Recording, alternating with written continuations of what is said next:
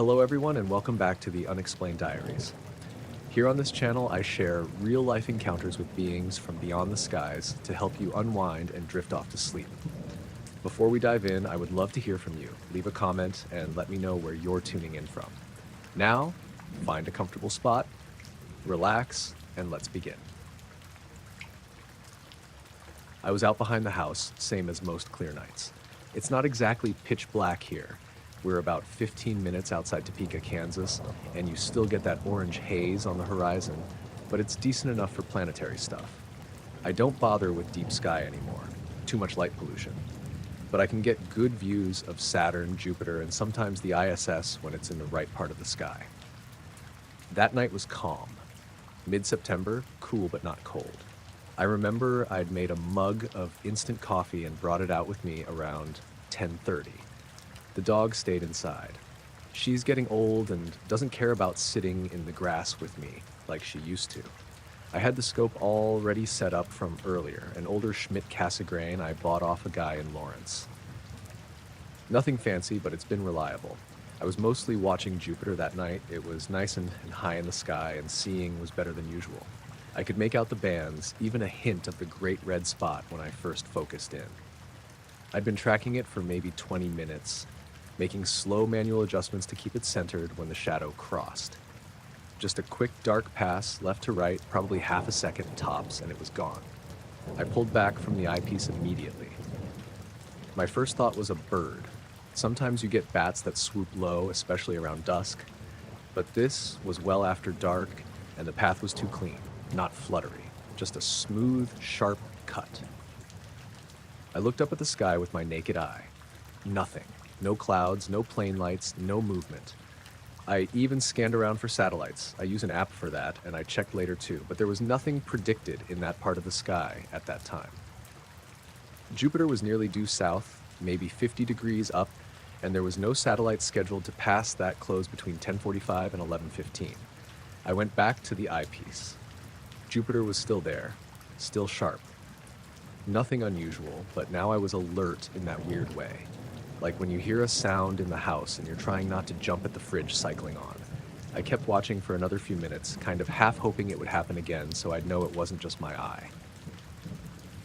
Then the shadow crossed again. Same direction, left to right, maybe slightly faster.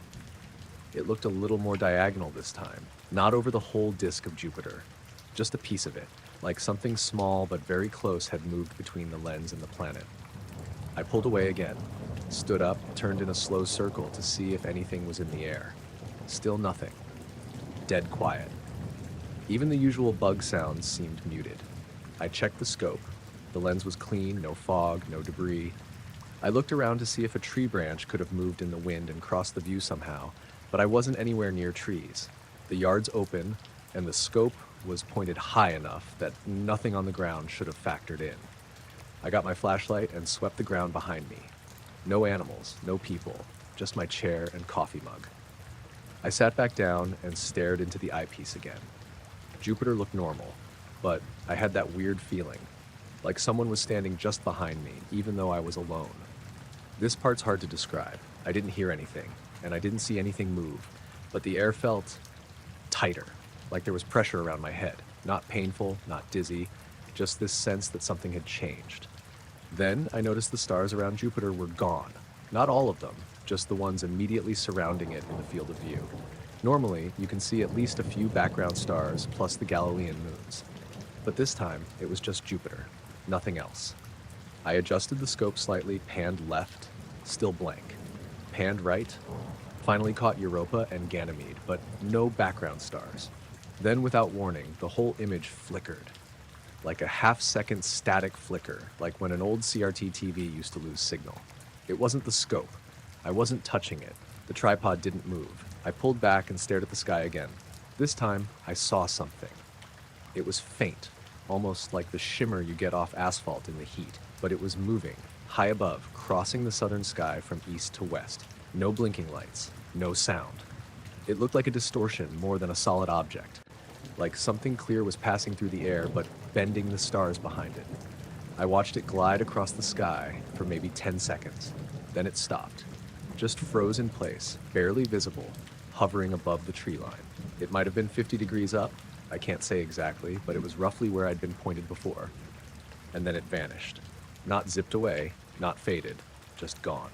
Like someone flipped a switch. I stood there, flashlight in one hand, just staring at where it had been. Nothing moved. I couldn't hear the road, I couldn't hear bugs, it was just still. I checked my phone for the time, it said 11:22. That struck me right away because I remembered glancing at the time right before the second shadow passed. It had been 10:53. I was sure of it. I'd looked because I thought about texting my brother to ask if there'd been any ISS passes that night. So, I'd lost nearly half an hour, and I hadn't moved. My coffee was still warm. I went inside, turned on every light in the kitchen, and wrote everything down. Not because I thought it was important, just because I felt like I needed to prove to myself that I was still grounded in something real. I checked the telescope again the next day. Everything was normal. I tried pointing it at a few bright objects. Nothing blocked the view, nothing flickered.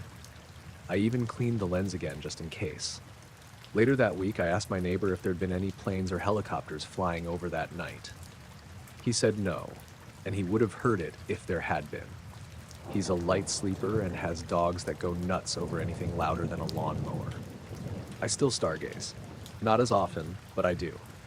I haven't seen anything like that since, but sometimes when I'm tracking a planet or watching a satellite crawl across the sky, I'll catch myself flinching at every dark blur that crosses the lens, even if it's just a bug.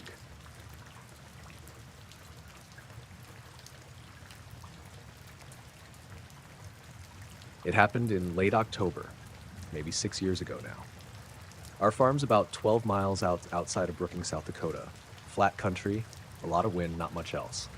My family's been here since my granddad put up the barn in the 50s. We've got about 60 acres, give or take.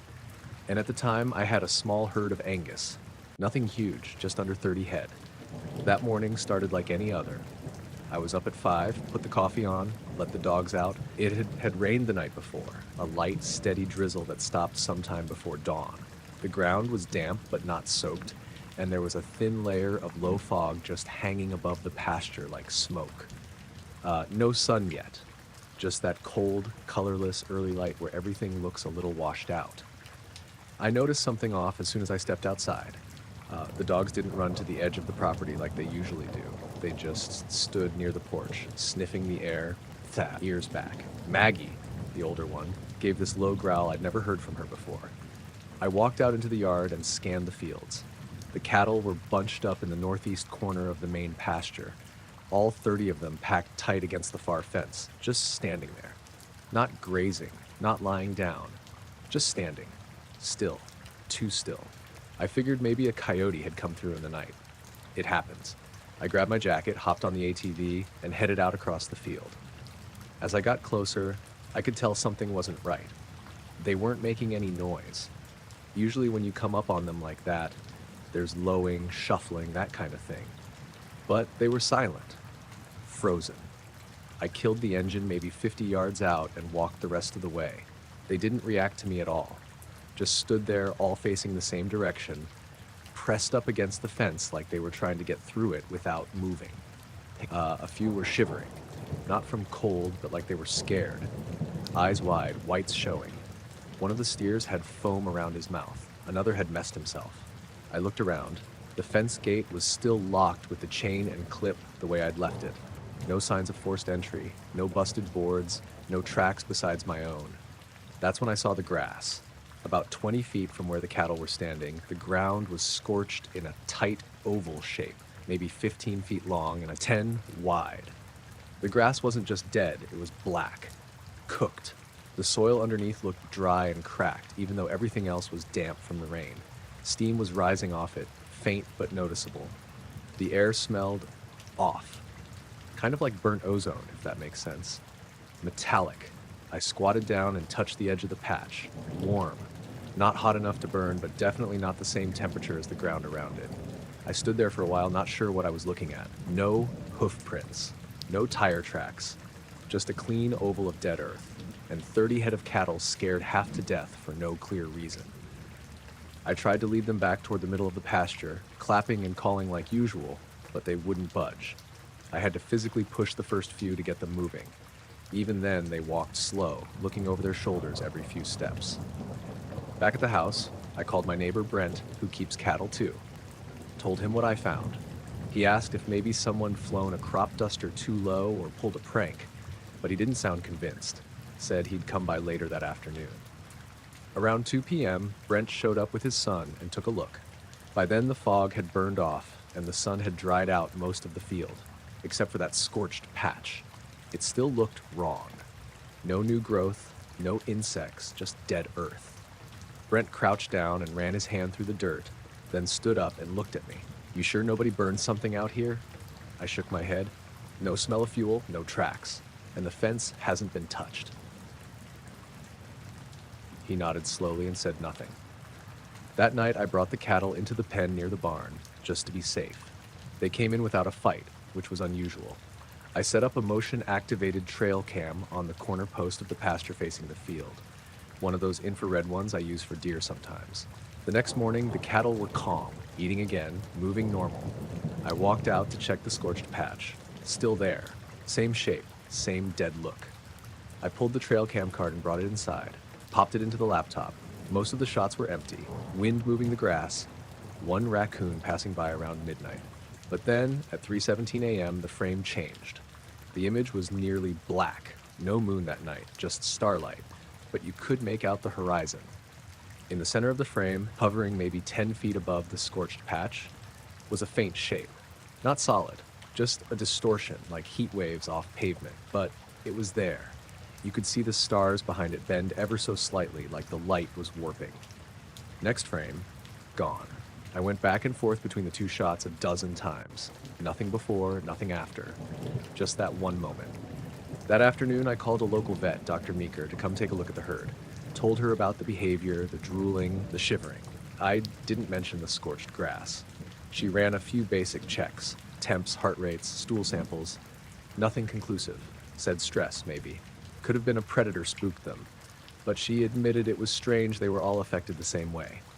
For the next week, I kept them penned. Every morning I checked the scorched patch. It stayed the same. No animals went near it. Even birds avoided it. Then, 7 days later, it rained again. A hard, cold rain that lasted most of the day. The morning after, I walked out to the field. The patch was gone. Not just faded. Gone. Grass growing over it, fresh and green like nothing had happened. No bare soil, no blackened edge, just smooth pasture. I brought Brent out again. He looked at it, then looked at me. "This where it was?" "Exactly," I said. "Right here." He crouched down, ran his hand through the grass, and stood up. "Weird," he muttered. That was all. The cattle stayed skittish for a while after that. Any loud noise sent them running. One of the younger heifers kept licking the air like she was tasting something that wasn't there. Eventually they settled down, got back to normal, but I never found out what did it.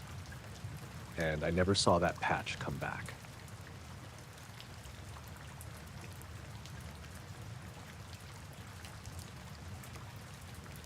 It happened in June, a couple years back. I was out in a field near McMinnville, Oregon, not far from the Yamhill River. I used to drive out there with my camera gear when I needed a break from town. No traffic, no lights, just open sky. I'd park on the side of a gravel road and hike in a few hundred yards with my tripod and Nikon. Nothing fancy, just long exposures of the Milky Way, a few time lapses, stuff like that. That night was clear and dry. No clouds, no wind. Just one of those calm, empty nights where the air feels heavier the longer you're out in it. I'd gotten there around 10 p.m., parked near a gate, and walked up the dirt path past the tree line into the field. There's a big clearing at the top of a rise, probably 2 acres across, surrounded by low brush and old fencing. Perfect spot. Zero light pollution. I set up my tripod, checked my focus with the live view, and started snapping 20-second exposures. I had a thermos of coffee and some music going through one earbud, just killing time between shots. Around 11:30, I noticed something off in the corner of the frame. A short streak of light, faint, kind of curved. I figured it was a plane at first, or maybe a satellite flare. I zoomed in on the preview, but it didn't look quite right. Too short to be a plane trail, and the curve was strange, like it had dipped mid-shot. I deleted that one and took a few more. Then I saw it again, same area of sky, another short, curved streak, But this time there were two, parallel, same brightness. I looked up, trying to spot them with the naked eye, but the stars looked normal. No flashing lights, no movement. I kept shooting. Over the next 20 minutes, I captured maybe 5 more frames that had something in them. Little groups of white dots, always in a different arrangement. Sometimes 2, sometimes 4. Never blinking. Never in the same place twice. What got me was how random they looked in the camera, but how none of them matched from one frame to the next. I laid the images side by side on my LCD and scrolled through them, and it was like the lights were jumping around the sky. Not streaking like satellites, not trailing like planes, just appearing in a tight pattern and then vanishing. At some point, I stopped shooting and just stood there, staring at the stars. The field felt too quiet all of a sudden, like the crickets had dropped off. Even the wind in the grass had stilled. I took out my earbud. Nothing, just silence. That's when I saw them for the first time with my eyes. It was about 10 or 12 lights, all in a straight line, moving west to east across the sky. They weren't flashing, just steady white like stars. But the line was too perfect, too evenly spaced. It didn't look like a plane or a drone swarm. It was moving slow, but not drifting, like it had purpose. No sound.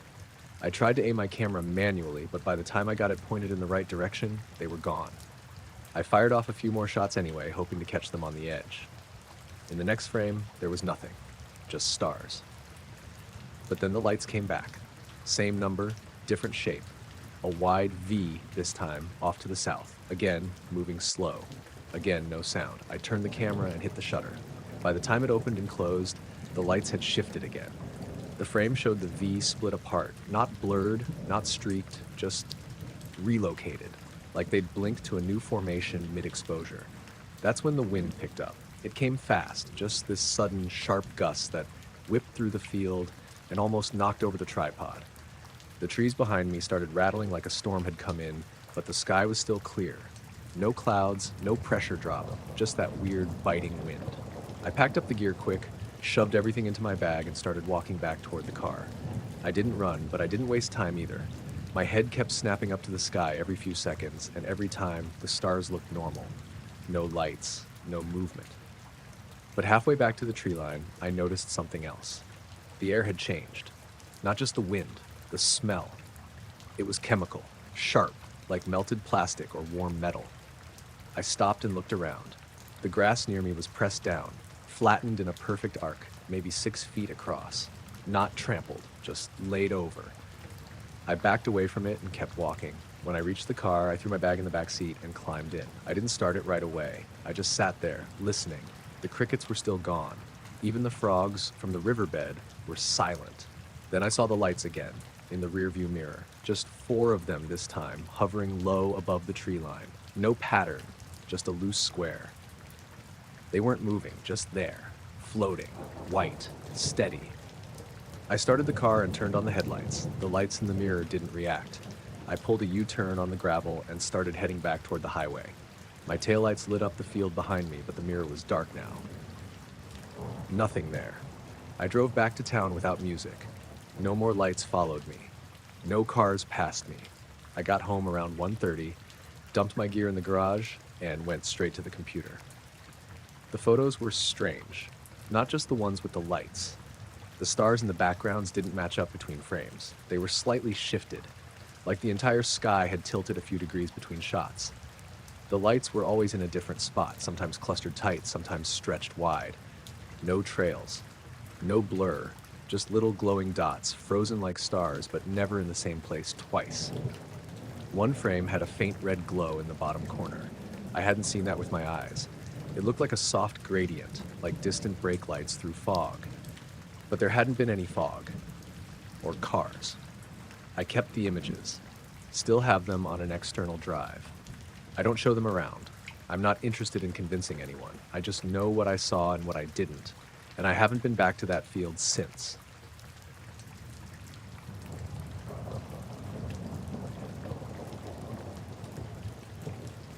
I was running a solo haul from Salt Lake to Fresno, cutting through Nevada overnight. It was late March, cold but clear. No snow or rain. I was driving a 2016 Freightliner, pulling an empty reefer trailer. just deadheading back after a produce drop. I've done that route more times than I can count, usually take US 50 west, then drop south onto 95 near Fallon. Quiet stretch. No traffic after dark, especially through the middle part. Wide open desert, a few miles of nothing between small towns. I was somewhere west of Ely, around 11 p.m. when I noticed the lights. I just passed a faded green sign for Eureka, still over an hour away. The road was flat and dead straight. I hadn't seen another car in a while, probably 20 minutes. But when I checked my mirror, I saw headlights way back behind me. Just two dots, low and even. Didn't think much of it. Could have been another truck, or maybe some guy pushing it to make time. The thing is, those headlights never got closer. That stretch of 50 is empty. If someone's behind you, they either catch up or fall behind. It's too flat for games. But these lights just hung back. Same distance, same intensity, mile after mile. I slowed down a bit to see if they'd gain on me. They didn't. I sped up, still there. It was like they were tethered. I leaned forward and tried to get a better look in the side mirror. Too far back to make out the vehicle. Just two lights, perfectly spaced, no bounce, no flicker, just steady. Around midnight, I stopped at a pull-off to take a leak and stretch. Killed my lights, stepped out onto the gravel shoulder. The night was quiet, cold, just the wind, the crunch of boots. I turned to look back down the highway. No lights. I stood there for a minute, scanning the road. Nothing coming, nothing going. Flat black horizon, no taillights either, just total dark. I climbed back in, started up, rolled out slow. Maybe I'd imagined it. Eyes play tricks at night, especially out here. You stare into the mirrors long enough, you start seeing things. About 10 minutes later, the lights came back. Same spot, same distance. I rubbed my eyes and stared into the mirror again. Still couldn't make out the car. Just those two dots, low and white, trailing me like they were wired to the back of the trailer. I checked the GPS. Signal was good, no cell service, but that's normal out there. Still had about an hour before Fallon. I figured I'd stop for gas and maybe get some coffee, clear my head, but the lights stayed with me. For the next 40 miles, they were right there. Never closer, never farther. Every time I crested a hill or dropped into a dip, I thought I'd lose them, but they always came back right in the same spot. No high beams, no passing, just there. I started getting uneasy when I realized something. There were no reflections. Usually when a car follows you at night, you see the headlights bounce off road signs, reflector poles, the back of your trailer. But these didn't. No glow, no spill. Just two white dots, dead center, low to the ground. Like they weren't lighting anything up, just existing. That's when I started thinking maybe they weren't headlights. I took an exit for Middlegate, hoping the place was open. Sometimes they run 24 hours for truckers. I pulled into the gravel lot, stopped under a floodlight near the pumps, and killed the engine. Looked back toward the road. Nothing. Again. I sat there for a while, just watching. No cars came, no movement. The desert was silent. I got out, walked into the little convenience store, and bought a coffee from the machine. The guy behind the counter looked half asleep. I didn't ask him anything. When I came back out, I stood next to the truck and listened. It was so quiet, I could hear the power lines buzzing. I got back on the road around 1:30 a.m. It didn't take long. 15 minutes down the highway, the lights reappeared. Same spot, same spacing. I started feeling sick, not from fear, just a weird, crawling pressure in my chest, like when you've had too much caffeine and can't sit still. The cab felt smaller. I turned off the radio, rolled the window down a crack. The air was ice cold but dry. I gripped the wheel and stared straight ahead. About 5 miles outside of Fallon, I saw something I still can't explain. I was coming around a wide curve when the road opened up into flat, open scrubland. No trees, no fences, just dirt and brush. The lights were still in my mirror, still steady. Then they started rising, not fast, not sudden, just slow and smooth like an elevator or a balloon caught in an updraft. They came up above the level of the road, then higher. 10 feet, 20, maybe 30. Still two lights, still steady. They weren't swinging or drifting. They moved together, perfectly. No noise, just up. I pulled over, stopped the truck dead on the shoulder, killed the lights, rolled down the window all the way. The lights were hovering maybe 30 feet up, 100 yards back, just hanging there. Then they began to drift apart, still rising. They widened into a shape, not a line, more like a curve. Then a sharp angle, A triangle, maybe, or something close to it. I couldn't see any structure between them, but the pattern was too precise for coincidence. Then, they blinked out, not one at a time, not fading, just gone. Dark. I sat there for a long time, just watching the sky. Eventually, a pair of semis passed going the other way, and their lights jolted me back. I started the engine and drove into Fallon, got gas, sat in the lot for 20 minutes staring at the road behind me. Nothing followed. I didn't take that route again for a long time. Still don't, if I can help it.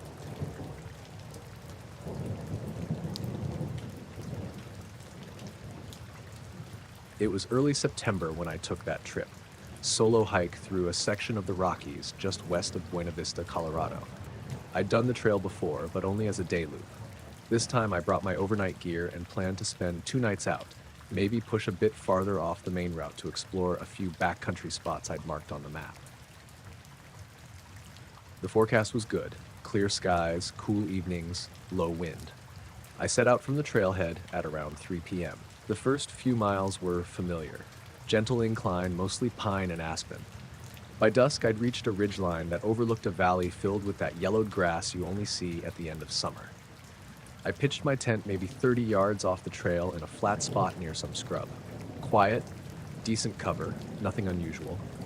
I made a freeze-dried meal, sat on a log for a while with some tea, then crawled into the tent around 9:30.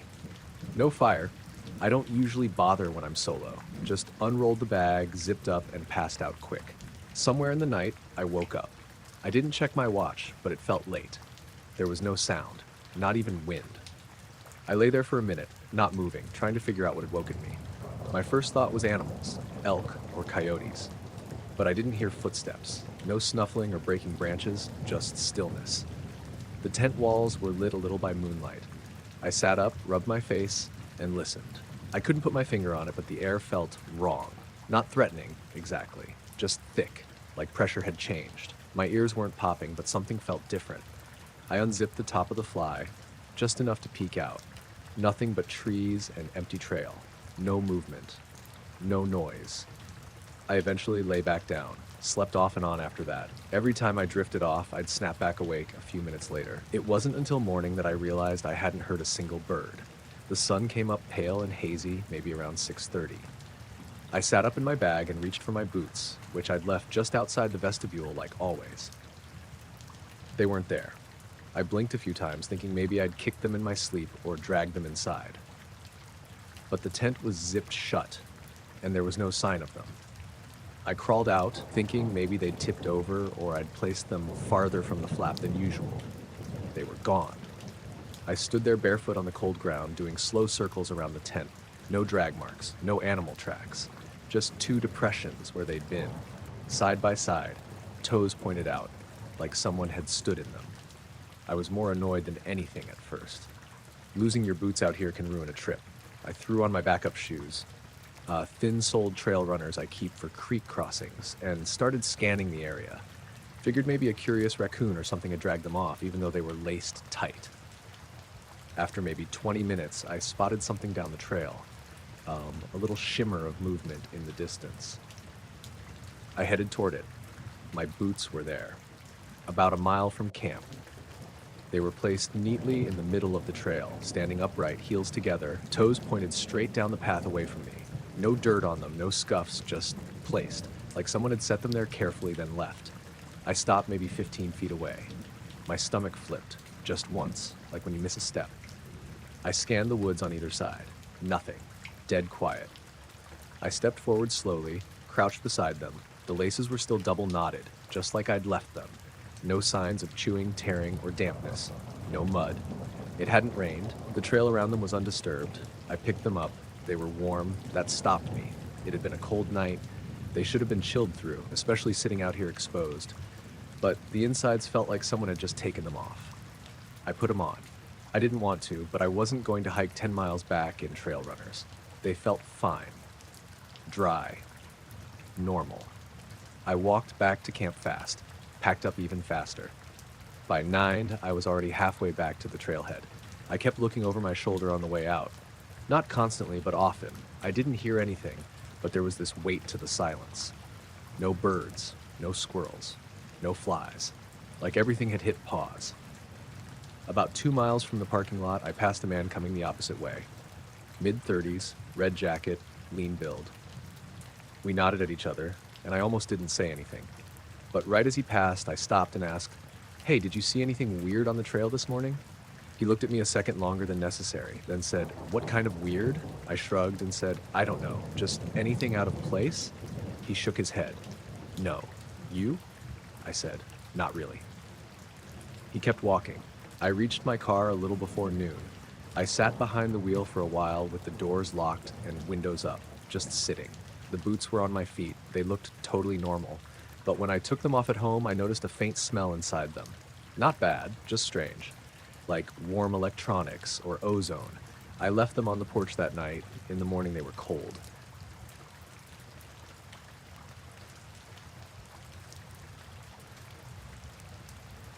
We were up on the roof again, like we'd been doing all summer.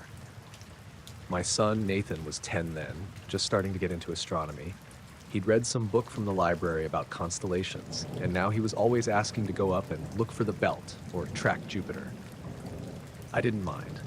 Our roof's flat, with a little lip around the edge, and the view's not bad for being in the suburbs. We'd throw down an old blanket, bring a couple folding chairs, and just sit up there after dinner with binoculars and a little telescope we bought off Craigslist. That night, it was clear and warm, maybe mid-August. One of those nights where the air doesn't move and the crickets are loud but not annoying. We went up a little after 9. Nathan brought his notebook.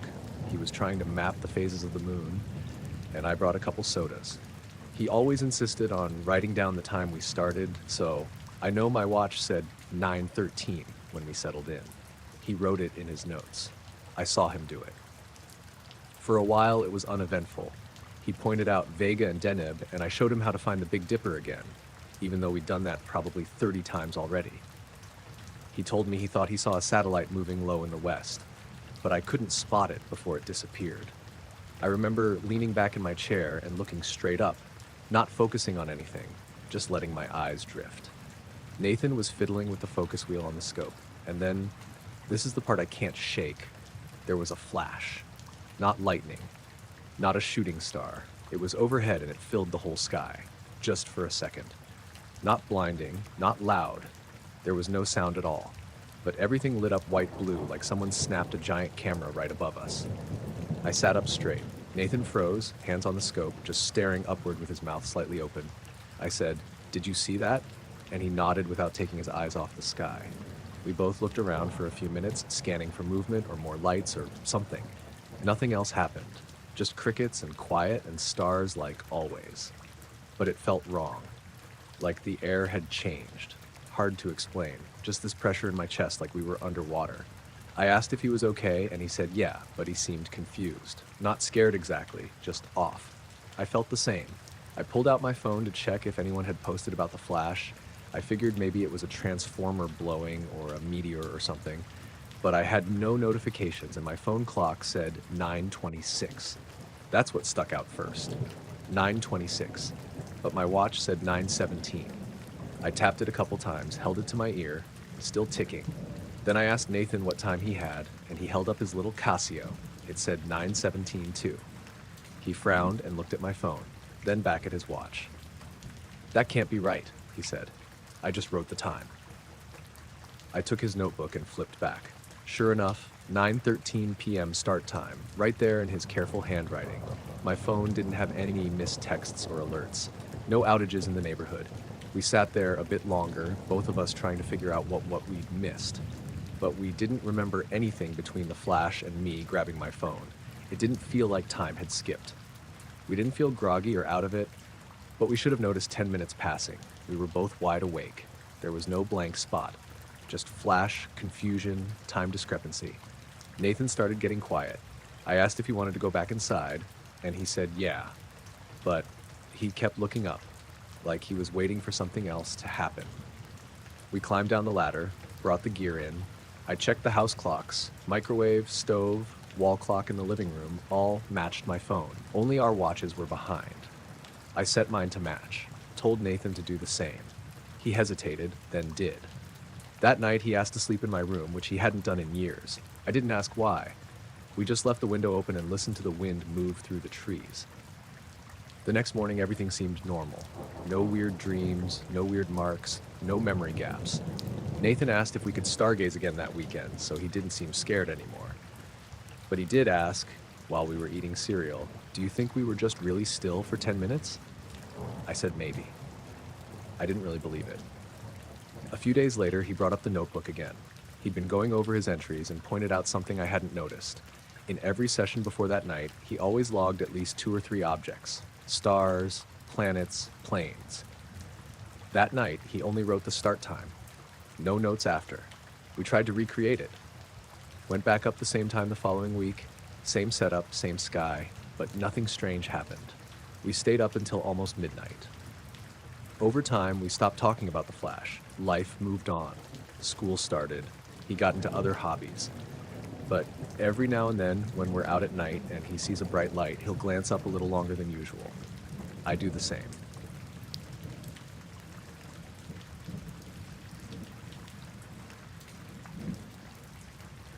We were about 5 miles in, up near Cherokee National Forest, eastern Tennessee. Mid-October, sunny and cold. Leaves were just past peak, and the trail was scattered with reds and yellows that stuck to your boots when they got wet.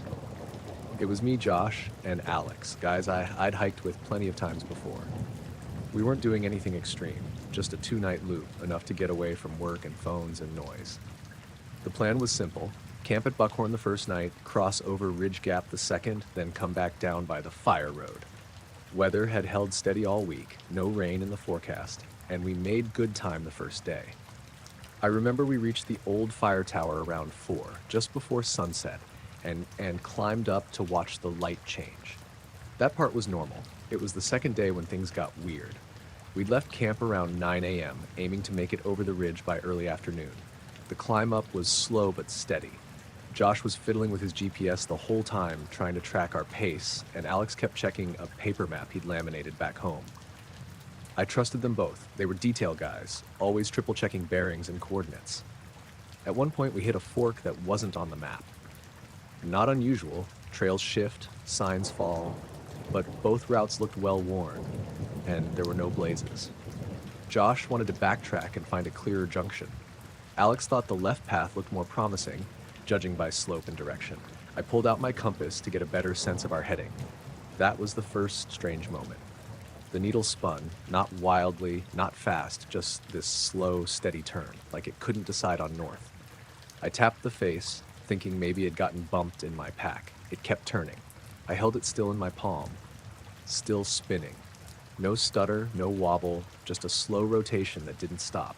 I called the others over. Josh took out his compass. Same thing, spinning. Alex's did it too, but slower. His was older, a metal-based Silva he'd had since high school. We all just stood there for a minute, holding our gear out like idiots. It was completely quiet. No wind, no rustling. I remember noticing that, how still it was. Usually you hear birds or squirrels in the brush, something, but this was dead silent. Josh started pacing in a circle, holding his compass out like a dowsing rod. It spun the same way no matter where he went. We checked our phones, no signal, which wasn't surprising, but even the GPS app on Josh's phone couldn't find a fix. It just showed a blinking dot drifting around like we were floating in the ocean. We kept moving. No one said it directly, but I think we were trying to walk out of whatever this was. Maybe some mineral pocket under the ground was messing with magnetics. I've heard of stuff like that. But it wasn't just the compasses. After a few minutes, I started feeling pressure in my ears, like descending in an airplane, but slower, thicker. I tried to pop them, but it didn't help. I asked the others if they felt it. Josh said yeah, like being underwater. Alex nodded, but didn't say much after that. He looked pale. The trees started thinning as we walked, but not in the usual way. It wasn't that the forest opened up. It was more like the space between things had stretched. The distance between trees felt wrong, like a picture where someone widened the middle just enough to mess with your eyes. I stepped off the trail to pee and noticed the ground was dry as powder, even though we'd walked through dew that morning. I squatted down and picked up a handful. It crumbled like dust. No smell, no dampness, just dry, brittle earth. We passed through the strange patch in maybe 20 minutes. On the far side, the compasses stopped spinning. They didn't snap back to north, they just kind of slowed, then settled. The air felt normal again. Sound came back. Birds, wind, the usual forest hum. We didn't say much after that. Everyone seemed off. Josh checked his GPS again. It worked now, but it said we were about a quarter-mile south of where we should have been. Not a huge difference, but weird considering we'd walked a straight line, and the terrain hadn't changed that much. We made camp early that night, just before sunset. Nobody wanted to hike in the dark. We sat around the fire, cooked ramen, didn't talk much. I brought up the spinning compasses again, but Josh waved it off. Probably some freak magnetic pocket, he said. Alex didn't answer. He just stared into the fire and drank his instant coffee. I woke up in the middle of the night needing to pee, crawled out of my bag and stepped away from the tent. The moon was out, but the light was thin. I went maybe 20 feet off to the side of our site and noticed something odd with the trees. They weren't swaying in the wind, they were vibrating, gently, like the motion you see when heat rises off asphalt, except it was the actual trunks, just a slight shimmer. I stared at them for a while, not sure if I was fully awake. Then I heard this high-pitched whine. Distant, not painful, but constant. I turned around and looked toward camp. Josh's tent was zipped up. Alex's wasn't. The flap was open. I whispered his name. No response. Walked over and looked inside. He was there, eyes open, just lying still. I asked if he was okay. He blinked once, then slowly pulled the sleeping bag up to his chin. Next morning, he acted normal. Made coffee, packed up, didn't say anything about the night before. I wanted to ask him if he'd heard the sound or seen the trees, but something told me not to. Josh didn't mention anything either, so maybe it was just me. We finished the loop that day. Weather held, trail was clear. When we got back to the car, I checked my compass again.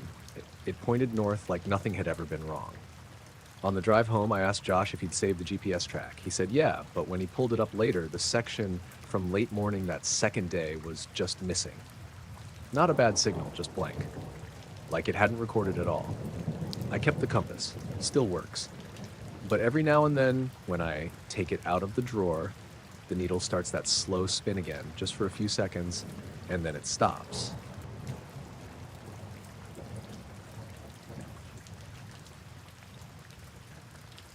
I was driving through southern Utah on a solo trip back in October, the kind of trip I'd been meaning to take for a while. Just me, the open road, and a rented SUV. I'd left Salt Lake City early that morning and was heading toward a small town near the Arizona border.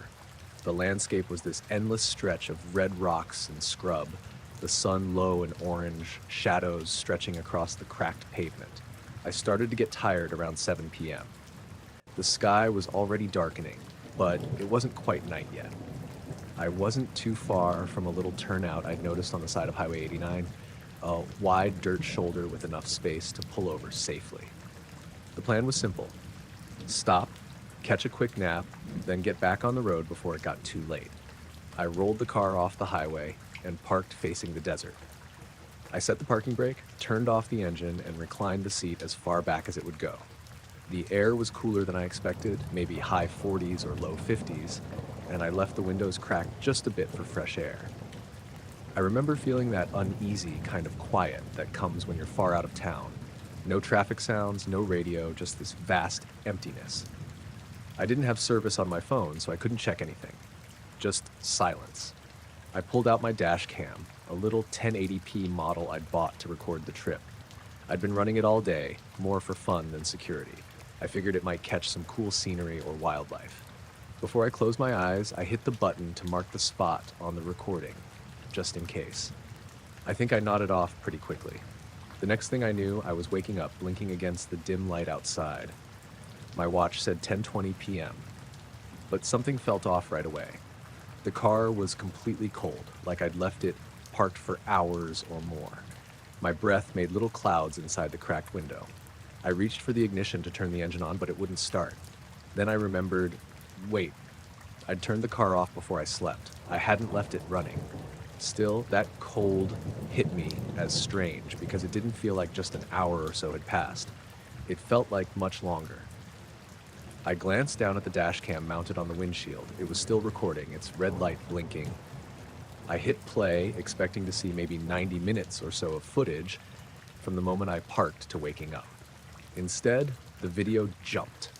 The last timestamp before the blank part was around 8:15 p.m., and it skipped to 9:45 p.m., about 90 minutes missing. I rewound and watched the footage over and over, hoping to catch something I'd missed. The video showed me pulling over, getting out of the car, and settling into the driver's seat. Then the screen went black. No glitch, no static, just a complete blackout for that 90-minute chunk. That wasn't all. When I stepped outside after trying to start the car, the area around the turnout looked different. The desert bushes near the shoulder seemed to be in slightly different places than what I remembered before. Like the shapes of some of the branches and the pattern of rocks had changed subtly. I felt a weird chill crawl up my spine, even though the air was cool already. I decided to walk down the dirt shoulder, trying to find any landmarks I could recognize. The highway was completely empty, not a single car passing by. My phone still had no signal, and the night was dead silent. No crickets, no wind, no animals, just this heavy, unnatural stillness. After about 20 minutes, I saw the glow of headlights down the road. Relief hit me. A pickup truck slowed as it approached and pulled over nearby. The driver was an older guy in a cowboy hat, probably in his 60s, with a scruffy beard. He introduced himself as Hank and asked if I was all right. I told him about the missing time and the dashcam footage. He frowned, but didn't seem surprised. "You're not the first," he said quietly. "Some folks get caught in that stretch after dark. It messes with your sense of time." I asked him what he meant. "Don't rightly know," he said, "but I've heard stories. People stopping to rest, then waking up hours later with no memory of what happened. Sometimes they say the desert looks different when they wake up, like it's not the same place." We talked for a few minutes, and Hank offered to drive me to the next town, a small place about 15 miles down the road. I was relieved to get out of that empty stretch. On the way, the radio was dead static. No stations came through. It was like the whole area was inside a bubble cutting off signals. When we got to the town, I thanked Hank and checked into a small motel. I watched the dashcam footage again, still unsettled by the missing segment. I tried calling my wife, Claire, but the call dropped almost immediately. The motel's Wi-Fi was spotty, and the feeling of isolation stayed with me. I slept that night but kept waking up in the dark, hearing a low hum outside like machinery or distant voices, but I never found the source. The next morning, I went back to the turnout, hoping to find some clues about what happened. Everything looked normal in daylight. The bushes and rocks were back where I expected them. The highway was busy with traffic again. I spent the day driving back towards Salt Lake City, trying to shake the weird feeling. In the weeks after, I checked the dashcam's memory card for any hidden files or glitches, but found nothing unusual except that 90-minute gap. I told a few friends about the experience, but they mostly shrugged it off or joked about alien abductions. I don't know what happened during that missing time or why the car was cold when I woke up. All I know is that stretch of road near that turnout felt wrong in a way I can't explain. Even now, I avoid stopping there after dark.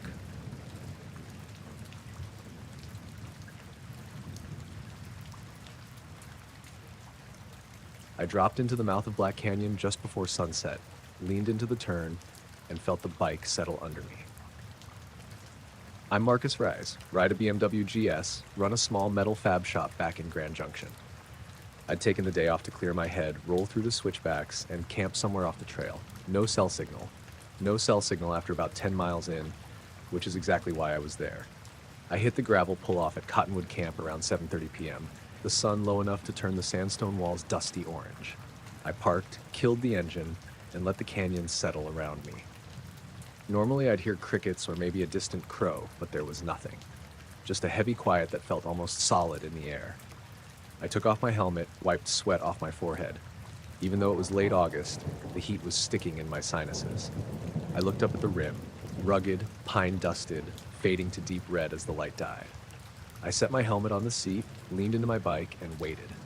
After a few minutes, the canyon grew darker. Really dark, faster than I expected. The temperature dropped too, like someone had opened a freezer door above me. My breath fogged in front of my face. I took another ragged breath and shrugged. Cool night air, right? Then I felt it, a low vibration pulsing under my feet through the kickstand up into the seat of my pants.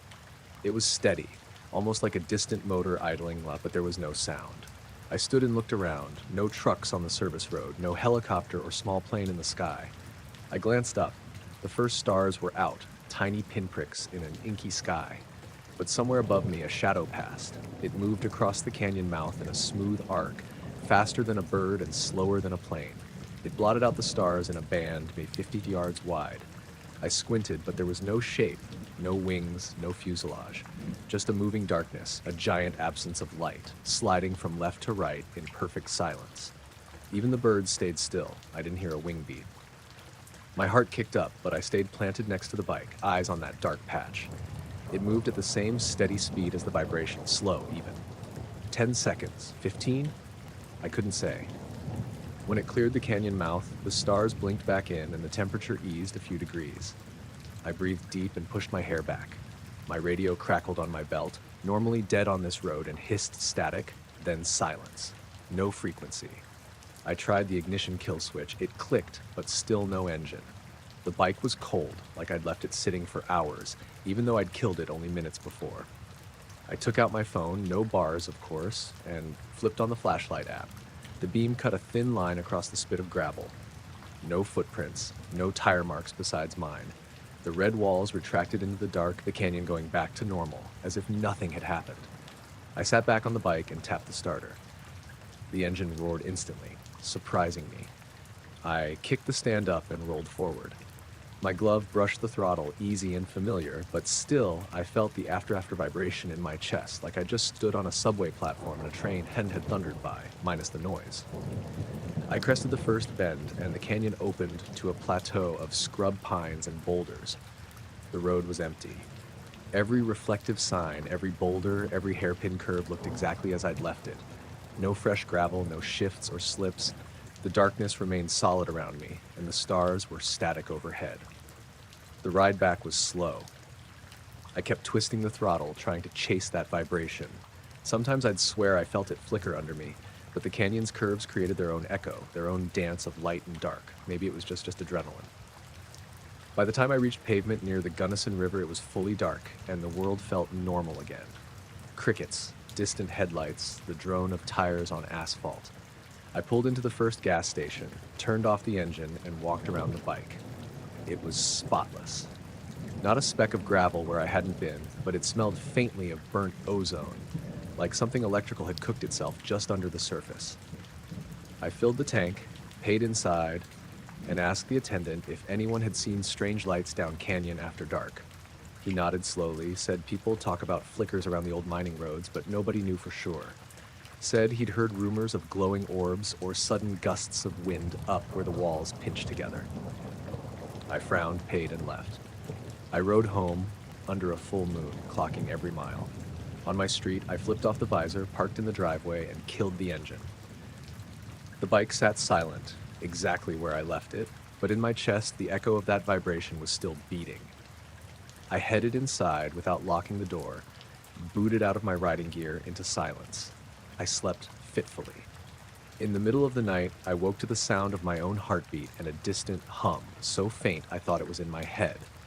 But when I sat up, the room was cool and the window was closed.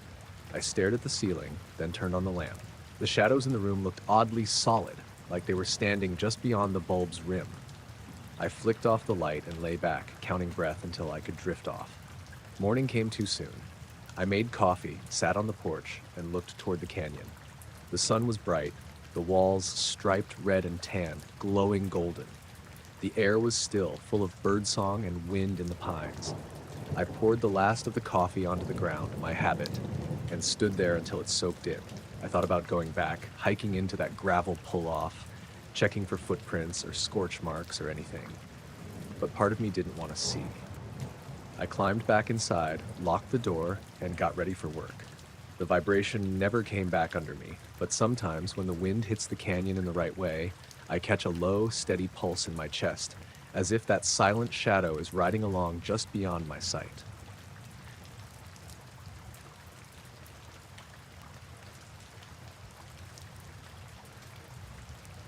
I woke up at exactly 2:23 a.m. again, my fourth time checking the clock in the last hour.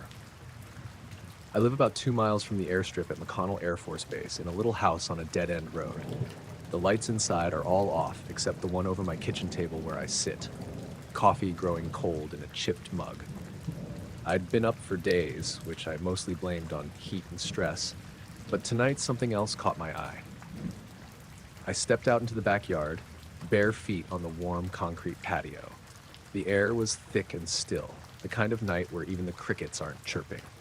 I looked up at Centerfield Hill, where the runway lights glowed distant and faint, but above them was the real sky, black and filled with pinpoints of light. I don't usually pay much attention to constellations, but at 2:23 a.m., everything feels new. That's when I noticed the first blink, just a tiny flash from what I thought was Vega. It lasted maybe a quarter of a second, barely enough to read on my coffee-stained clock, and then it was gone. For a moment, I thought maybe I'd imagined it or that a plane's strobe had reflected off an upper cloud layer. But the sky was clear. I leaned on the table and watched. Exactly 30 seconds later, another star flickered, this one in Cassiopeia's W shape. 3 sharp bursts, short, long, short. It looked deliberate. I checked my phone stopwatch and started timing. Another 30 seconds, 4 quick flashes from the same star. Then, 30 seconds later, 2 long ones. And again, 30 seconds later, 5 mixed pulses. I didn't think Morse code at first. I was just trying to stay awake. But then the shapes started making sense. I counted the bursts, and they matched no obvious message, but were unmistakably patterned. I rubbed my eyes and flicked on the small porch light. The yard flooded yellow, but the light overhead kept blinking. I stood up straighter, heart thumping. 0 insects, 0 wind, 0 ambient movement, only that soft, distant glow from the runway and these deliberate flashes. I dug my cheap binoculars off the table. When I looked through them, the flashes sharpened into neat little pulses. No trailing streaks, no color shift, just silent on-off. I held the stopwatch again, counting the intervals. Each kept to 30 seconds exactly, like clockwork. But then something changed. After the 6th pulse group, the next blink came at 29 seconds, then 28, then 31. The pattern's timing wavered slightly, as if the source was struggling to keep the tempo. I started jotting down the lengths on a napkin. Dot, dash, dot, dot, dot, dot, dash, dot, dot, dot, dash, dot. The shapes never repeated. I waited another minute, blink, 3 dots, 2 dashes. I waited again, blink, 4 dots, 3 dashes. Each group was different. I glanced back at the coffee. Cold. The backyard still felt sealed off from the world, like this was a pocket where only I existed. I couldn't hear any planes overhead, no distant hum from the base, nothing from the road behind me. The only movement was the flicker of that star. After maybe 15 minutes of this, a new sound came. My phone's vibration against the table. I hadn't touched it. I picked it up, no notifications. The screensaver was active, showing the lock screen clock, which read 2:46 a.m. My watch said the same. I wondered if the pattern was telling the time, but after staring at it for a second, the watches blinked back to normal and the phone fell silent again. I set the phone down and turned off the porch light. I wanted my eyes adjusted, but darkness made me feel even more exposed. So I stood under the dim glow of the kitchen window, watching a different star now, one that hadn't blinked before. It stayed perfectly steady. Then, without warning, every star in the sky blinked out for half a second, like someone zapped a switch, and then they came back. Only one flickered differently, a pale green this time, in a pattern. Dash, dot, dot, dash, dash. I raised my hand to my mouth, catching my breath. That color, it was wrong. I blinked, and it was white again, as if nothing had happened. My back and shoulders felt tense. I thought of calling the base's noise hotline, but I didn't have a direct line. And what could I even say? There's a star blinking Morse code out here. I pictured the duty sergeant's laugh. I didn't have a camera that could capture crisp enough light. The next blink came after about 50 seconds. My chest tightened. I checked my watch again. 2:55 a.m. The pattern was longer now, 9 pulses, every half second exactly. My stomach dropped when one of them stretched past half a second, almost 1 full second, then snapped back. It pressed in on me, like leaning into a painting that's trying to pull you through. I thought maybe I should head inside, but my legs felt like they'd forgotten how to walk. I was rooted by something in the sky, something deliberate and unblinking. After that long pattern, the next came in 2 minutes, only 2 dots. Then, 20 seconds later, a single dash in deep red, even though the star had always been white. My eyes watered from staring. I kept shaking my head. 20 seconds later, I saw nothing. 30 seconds later, a tiny white pulse. It was like infinity in one direction and zero in the other. Nothing I'd ever seen made sense here. Finally, around 3:12 a.m., the runway lights blinked off. The base must have gone into blackout mode or switched to red floodlights, I couldn't say which. The sky darkened to shade. Most of the stars vanished, but the blinking one stayed. Its pulses slowed to one every 5 seconds, then 10. I closed my eyes. When I opened them again, the star was gone. No trace, even when the rest of the sky reappeared a minute later. The runway lights flickered back on. The crickets started up again, cautious at first, then louder. There was the faint rumble of an F-16 taking off somewhere beyond the trees, engines spooling into life. I looked at my phone, 3:17 a.m. I took a deep breath and walked back inside. I poured the last of the coffee down the sink and sat at the table, napkin full of dots and dashes in front of me. Everything outside was quiet but normal. Lawnmower resting by the fence, mailbox swinging in the slight breeze. The windows of the base bungalows lit dim red. I've tried matching the sequences to letters, to numbers, even to prime patterns. Nothing lines up. Every time I step out at night now, I feel the stars watching, waiting for me to catch the next blink. The clocks have stayed normal, and I haven't slept much since. But I keep checking the sky, hoping one pattern will repeat, so I can finally know what it was saying.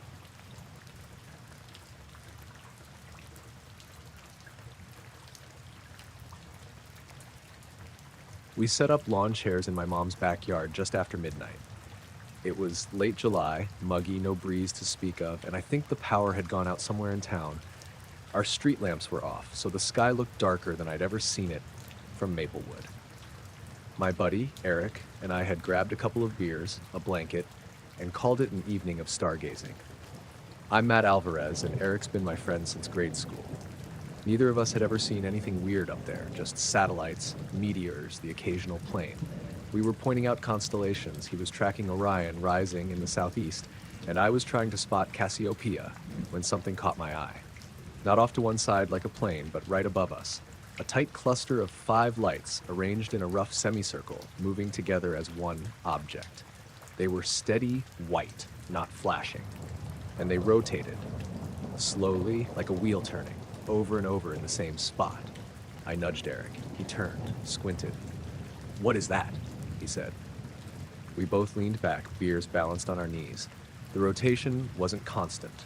It paused every quarter turn, hung for a second, then continued.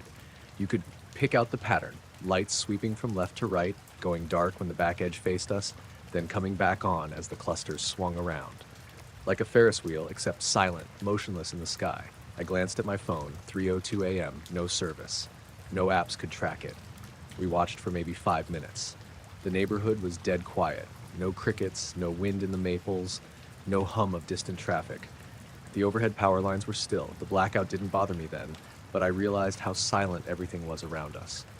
Then out of nowhere, every light winked out at once. No fade, just gone. Total blackness against a backdrop of stars. I rubbed my eyes. Eric's jaw dropped. I sat up, cold sweat prickling my back. "Did you see that?" He nodded, voice low. "Yeah, what the hell was it?" I cupped my hands around my eyes and searched the spot. Nothing. Just distant stars, blinking on their own patterns, none matching what we'd seen. We sat there for a minute, both of us staring upward. I felt a tightening in my gut, like the sky had swallowed something. I tried to hear anything. My breath, him breathing, a dog barking 2 houses down, but there was nothing. The world felt paused. I slid off my chair and jumped to my feet. The gravel driveway was cold under my bare feet. "I want to get a closer look," I said. Eric followed, both of us stepping over the flower beds to the fence. We climbed the chain-link gate into the next yard, Mr. Sakamoto's, who was away visiting family, so I figured he wouldn't mind. We crept across the lawn, every step echoing weirdly in that unnatural quiet. At the edge of the neighbor's yard, I squinted eastward. The spot was empty, still. I held my breath. I checked my watch again, 3:07. I'd sworn the lights had been centered over the roof of my mom's house, maybe 100 feet up. Whatever it was gone. Eric broke the silence, finally. Did it move off or just vanish? I shook my head. No movement, no streak, just off. We stayed there until the distant hum of a generator kicked in somewhere down the block. Somebody had backup power. The normal sounds returned. Dogs barked, crickets started up, a car drove past. It was like flipping a switch. Then the power came back on in our street lamps, one by one, buzzing and flickering. Light spilled into the street, and our shadowed silhouettes looked stupid against the sudden brightness. I hopped back over the fence, brushing grass off my jeans. Eric followed. We walked back to the patio chairs without a word, climbed into them, and stared at the sky. It looked ordinary now, as if nothing had happened. I checked my phone again, bars still 0, but the home screen clock updated to 3:15 a.m. I knocked back the last of my beer. My fingers felt clammy around the can. Eric flicked his bottle cap off into the flower bed. Do you think we imagined it? I shook my head, still looking up. No. That rotation was too precise, and the blackout... He trailed off. We both knew that no appliance in our house had died. Our lights never blinked off. Only the street lamps had gone dark, but that felt like an echo of something bigger going out up there. Want to check the roof? He asked quietly. I hesitated. Roof meant climbing a ladder in the dark, stepping onto shingles that felt sharp underfoot. But I nodded. We crept to the garage, found the extension ladder, and set it against the side of the house. Climbing was slow. Each rung creaked in the stillness. When we got to the top, I swung my leg over, sitting on the edge, legs dangling off the gutter. Eric followed. From up there, we had a clear view east over half the neighborhood. The sky was just stars. Nothing out of the ordinary, no planes, no blinking. Our street was a thin ribbon of light, interrupted by dark patches of trees. I shivered. Not from cold, still sticky from the evening heat, but from something else. I leaned forward, shoulders hunched. Maybe it's some test drone, Eric muttered, but his voice wavered. Something the Air Force is flying. I thought about that. Nearby Wright-Patterson does tests, but here? And they'd issue a NODAM or set up temporary airspace restrictions. No planes had come in low, no radios buzzed. The silence was too complete. Then I noticed something. Up near the treetops, a single star twinkled differently, just a soft orange glow, pulsing once, twice, thrice. Not Morse code, just pulses, slow. I rubbed my eyes. Eric whispered, "Don't." I sat back, heart thumping. The orange light blinked again, slow and deliberate. Then it faded out. My head spun. Time felt jagged. Was that before the white lights? Or after? I looked at my watch. 3:21 a.m. We'd been up there only minutes. I climbed down without speaking, both of us silent as we replaced the ladder. We stepped back onto the patio and sat in the chairs again, waiting for the sun to come up. I don't know how long we sat there. I kept checking the sky, but it never changed until pale gray crept over the horizon. When the first bird called, I stood and stretched. Eric stayed seated, arms wrapped around his knees, eyes locked on the sky. I flicked on my phone, bars all the way full, then loaded the weather app. It was clear unless they'd missed clouds. I powered it off and dropped it in my pocket. We finally went in just as the sun peeked over the rooftops. My mom was in the kitchen making coffee, flipping through a magazine, completely normal. She didn't ask about our late-night backyard adventure. I didn't mention it. Eric sat at the table, sipping a mug, staring out the window. I went upstairs to my room and lay down, still hearing the echo of silence. The ceiling fan whirred overhead. Steady, familiar. I don't know what we saw. Or maybe what saw us, blinking in that precise rotation, then disappearing. Everything returned to normal so quickly. Power back, bugs back, noise back, that I wondered if I was losing it. But Eric saw it too. We both did. Now, when I look up at the sky at night, I find myself scanning for that cluster, waiting to see lights paused on their pivot, waiting for everything to go dark again. But they never come back.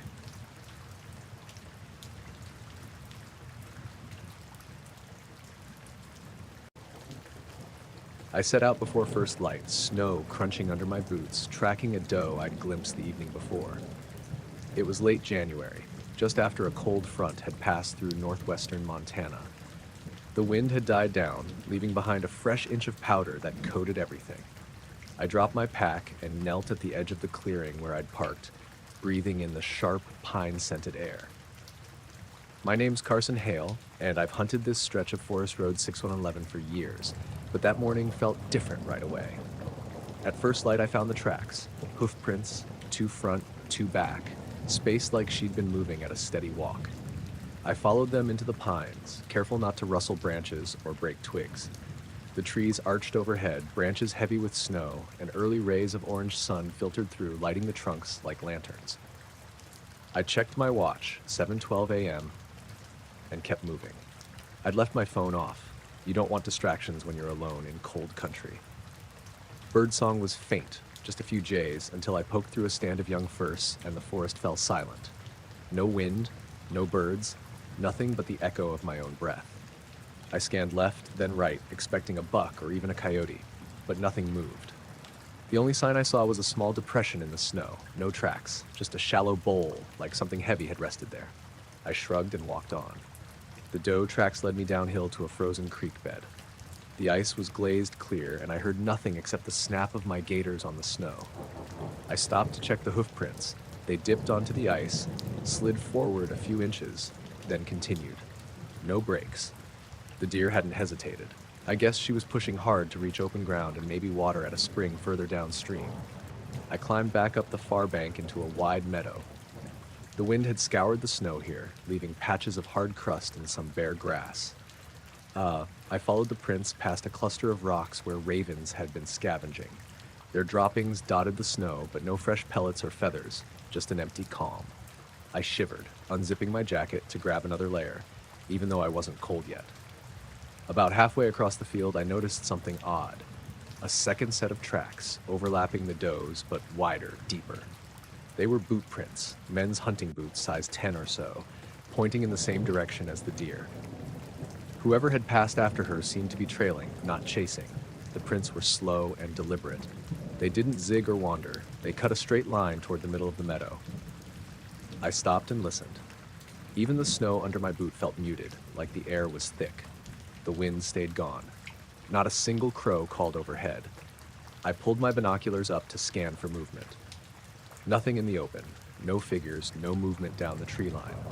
The tracks ended about 80 yards ahead, in the center of the field, just where the ground sloped gently toward a hidden ravine.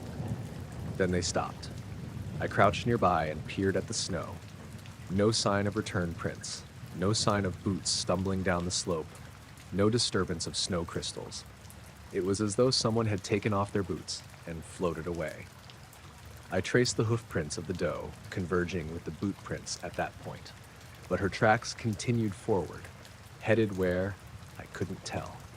The doe must have slipped through an opening in the brush. I stood up and tested the snow around the end of the boot prints.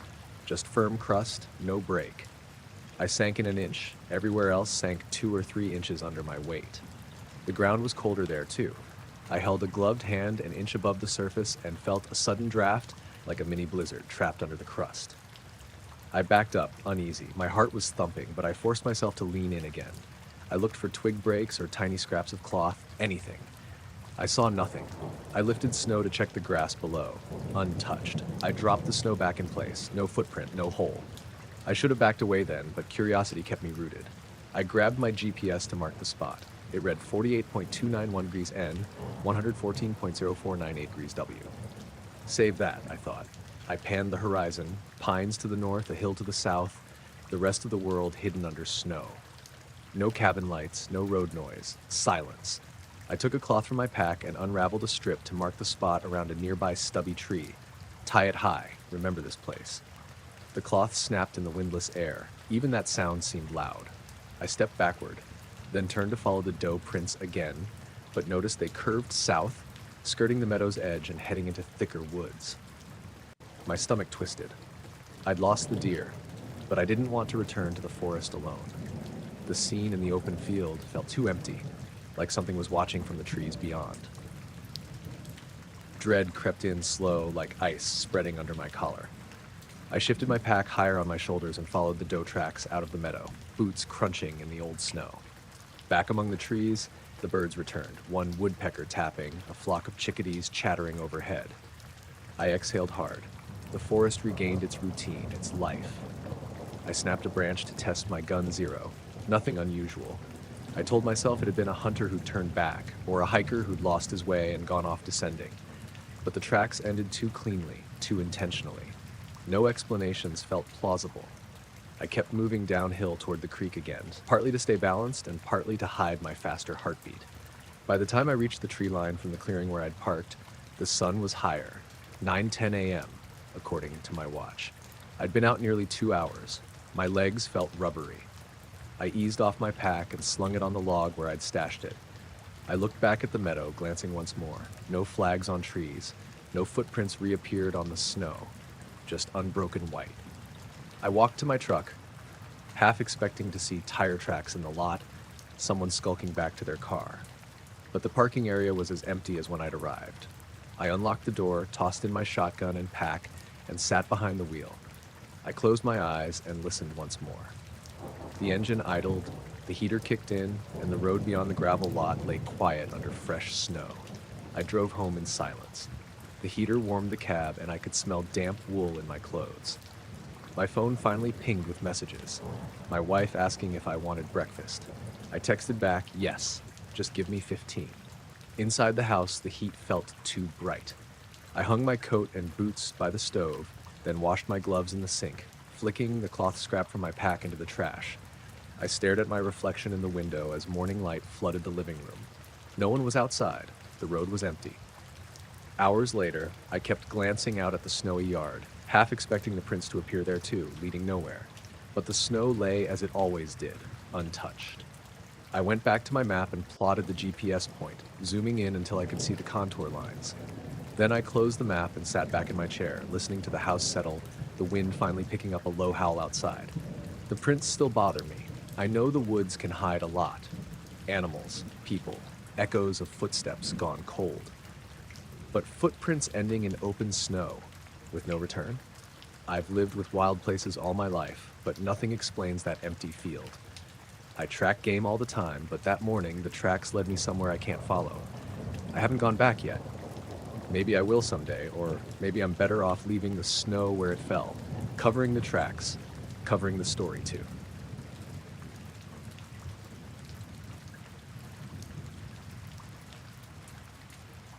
I opened the project at 2:14 a.m., yawning so hard my jaw ached.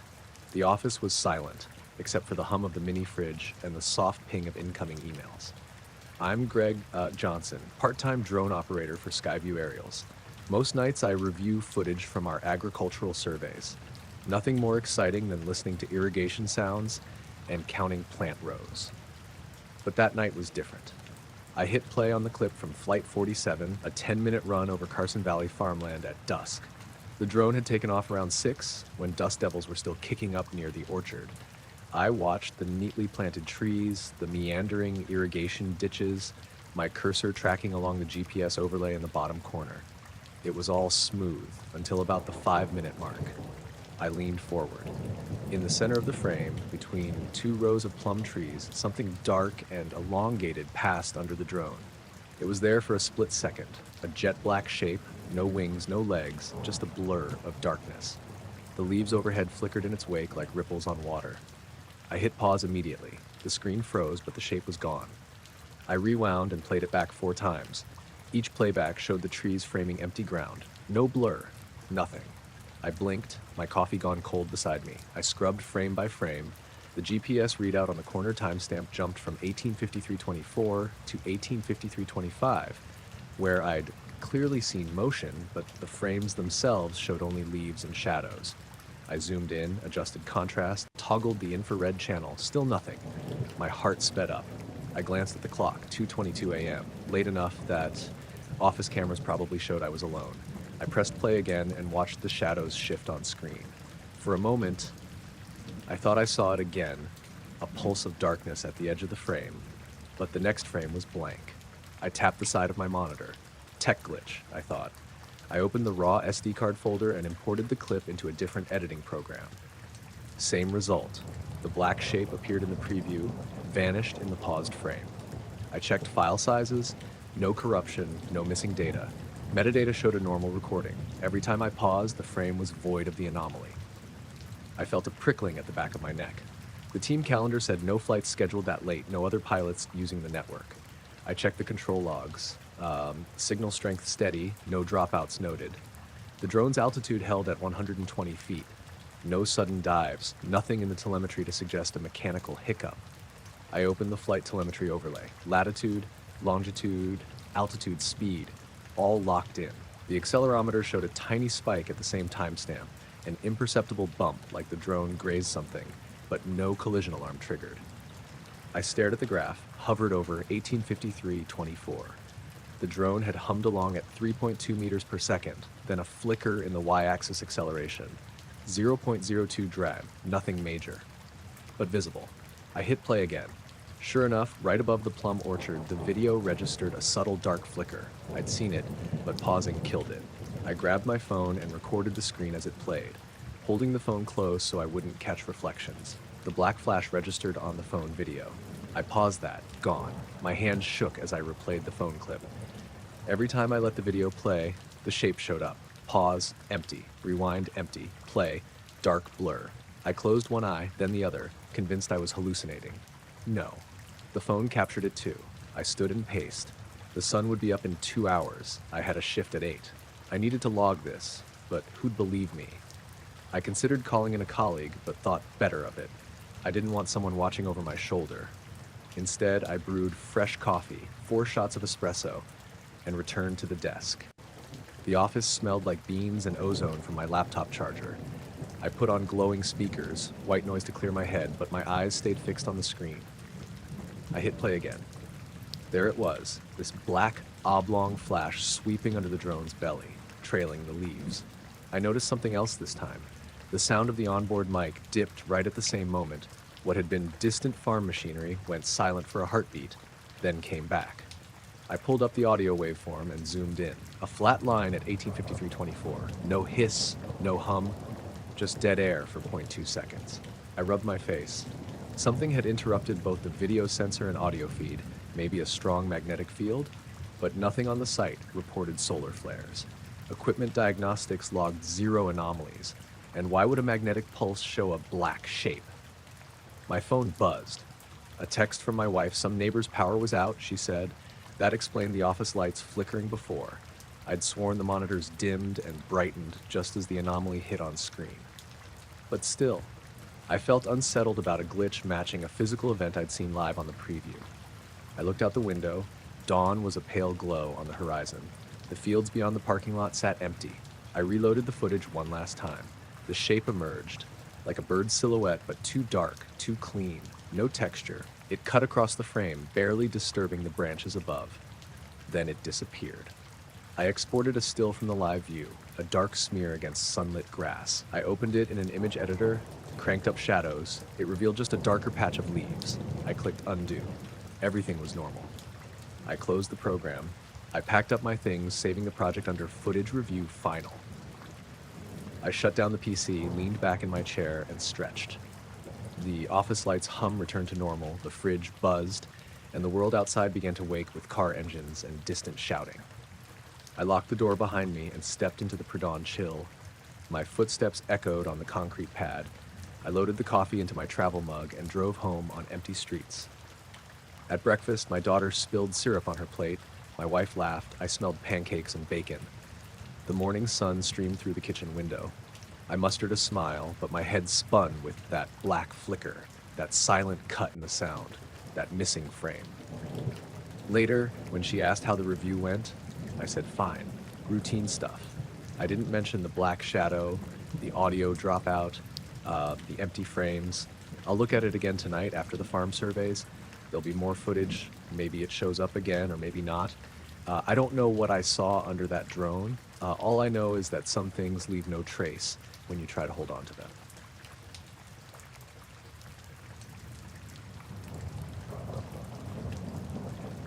I reached the trailhead around 6:15 a.m., crawling down the last switchback on my hands and knees under a sky fading from black to slate. My name's Evan Miller. I'd parked my Subaru Outback near the kiosk the night before, planned a solo overnight up in the White Mountains.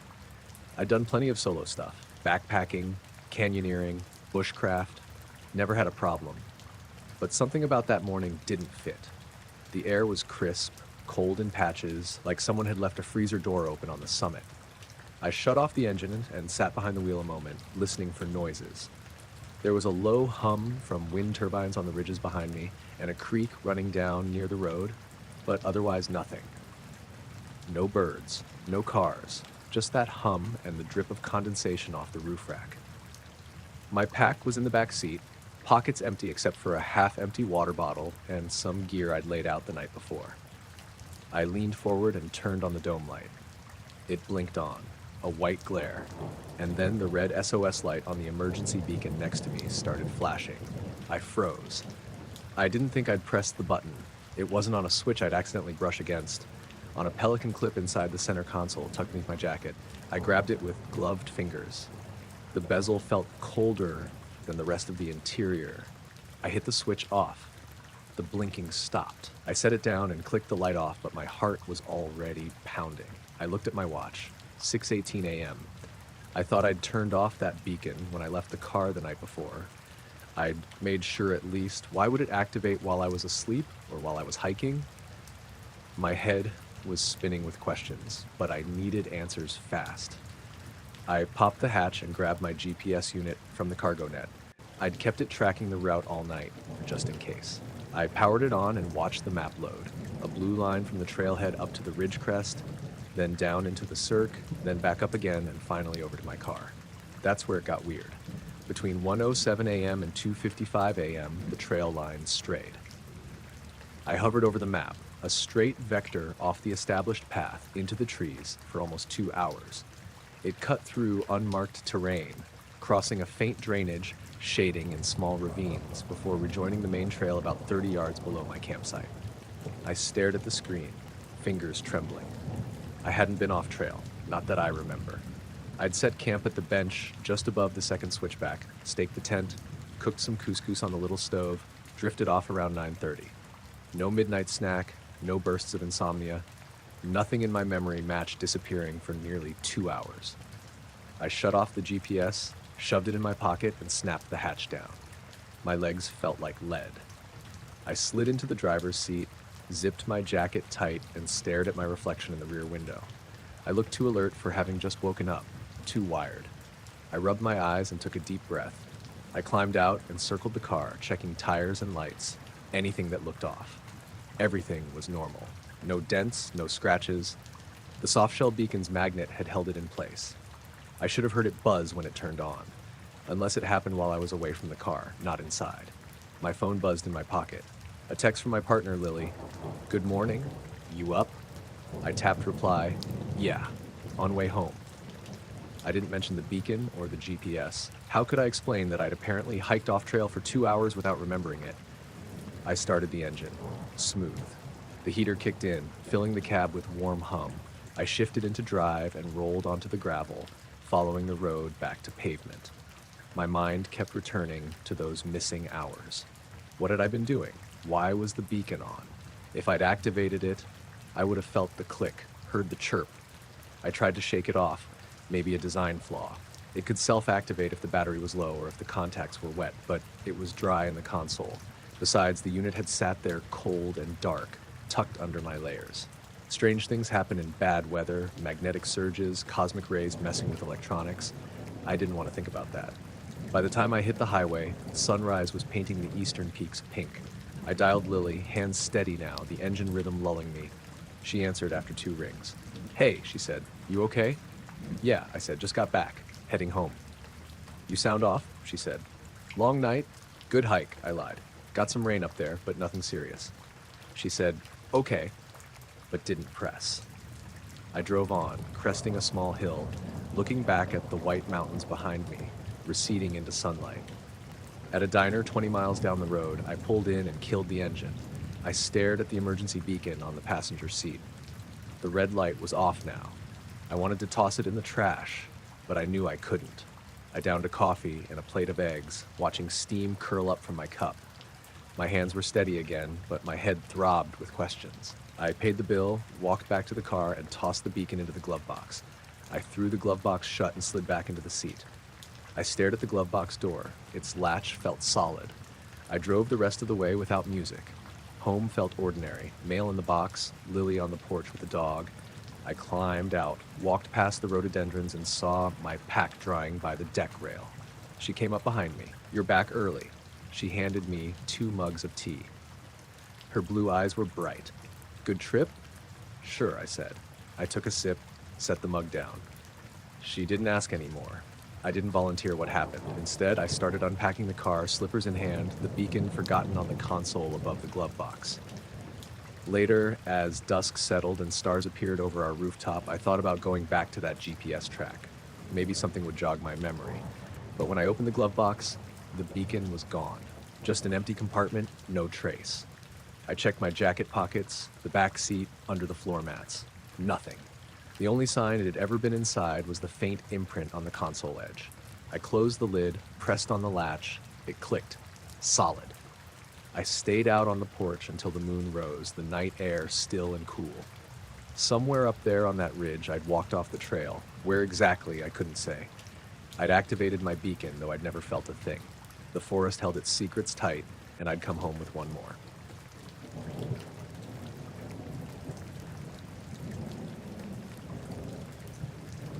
I was on the night shift in the hangar at Tonopah Test Range, sometime around '97. I'd retired from active duty as an aircraft mechanic a few years earlier, but had signed on as a civilian tech because I couldn't give up being around jets. That night, I was working on routine inspections, checking hydraulic lines, topping off hydraulic fluid, cleaning the access panels, when I heard the runway call. A jet was coming in from a classified flight. That's what they said over the radio anyway. Wind was picking up, desert dust kicking around the edges of the hangar door. I turned off the overhead lights and leaned on my toolbox to watch the landing lights slice across the runway. We never got details on what they flew out there, but every few weeks we'd service a plane that came back from somewhere beyond the public flight plans. When the jet rolled in, the roar of the engines rattled my teeth. I grabbed my flashlight and walked over as the crew chief guided it into position under the floodlights. I'll never get used to how a jet engine sounds when it's shut down, like a giant exhaling all at once. The noise dropped into this low cough, then silence. I crouched next to the open engine bay, ready to check the oil and turbines. That's when I saw it, dark streaks on the inner walls of the compartment. At first, I thought it was just dust mixed with exhaust residue, but the streaks weren't random. They looked like someone had drawn jagged lines with a blowtorch from inside out.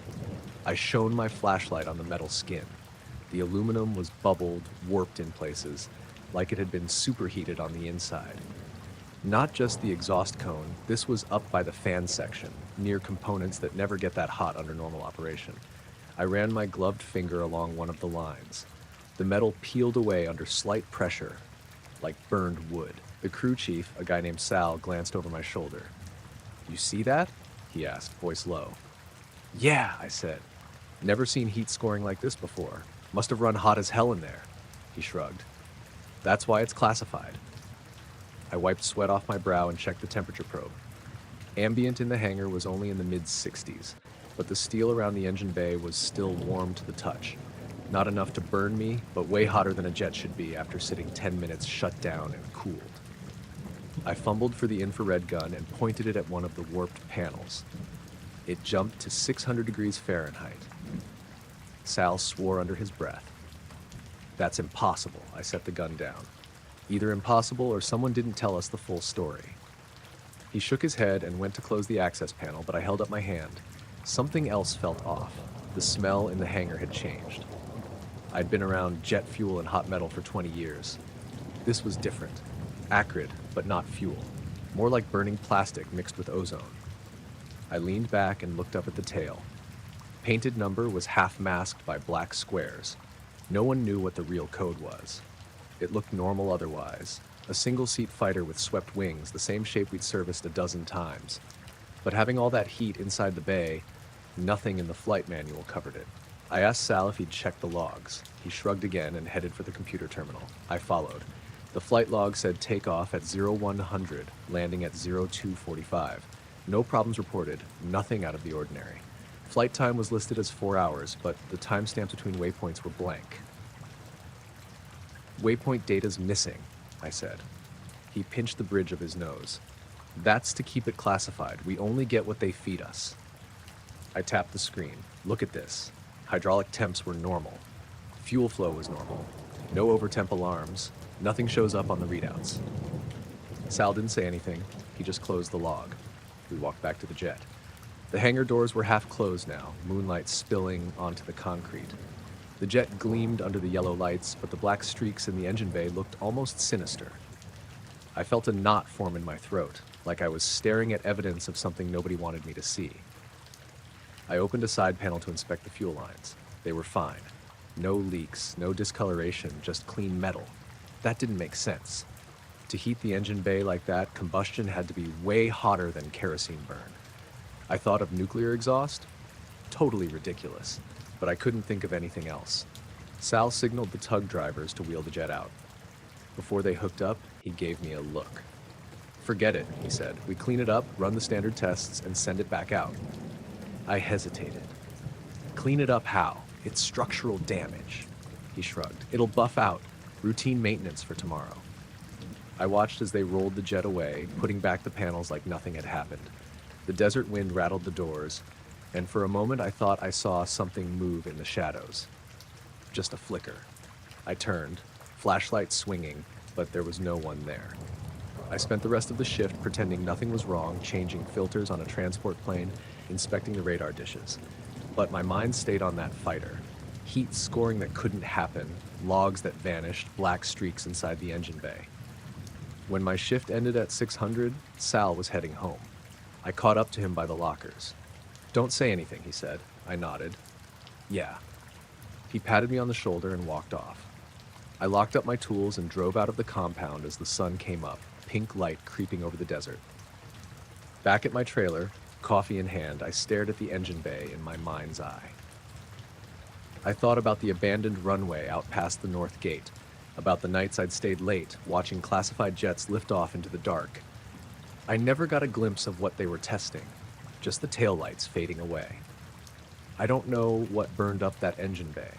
I don't know what flew that mission. All I know is the metal showed heat it shouldn't have. The logs were scrubbed, and in a classified operation, the only story that sticks is the one you never tell.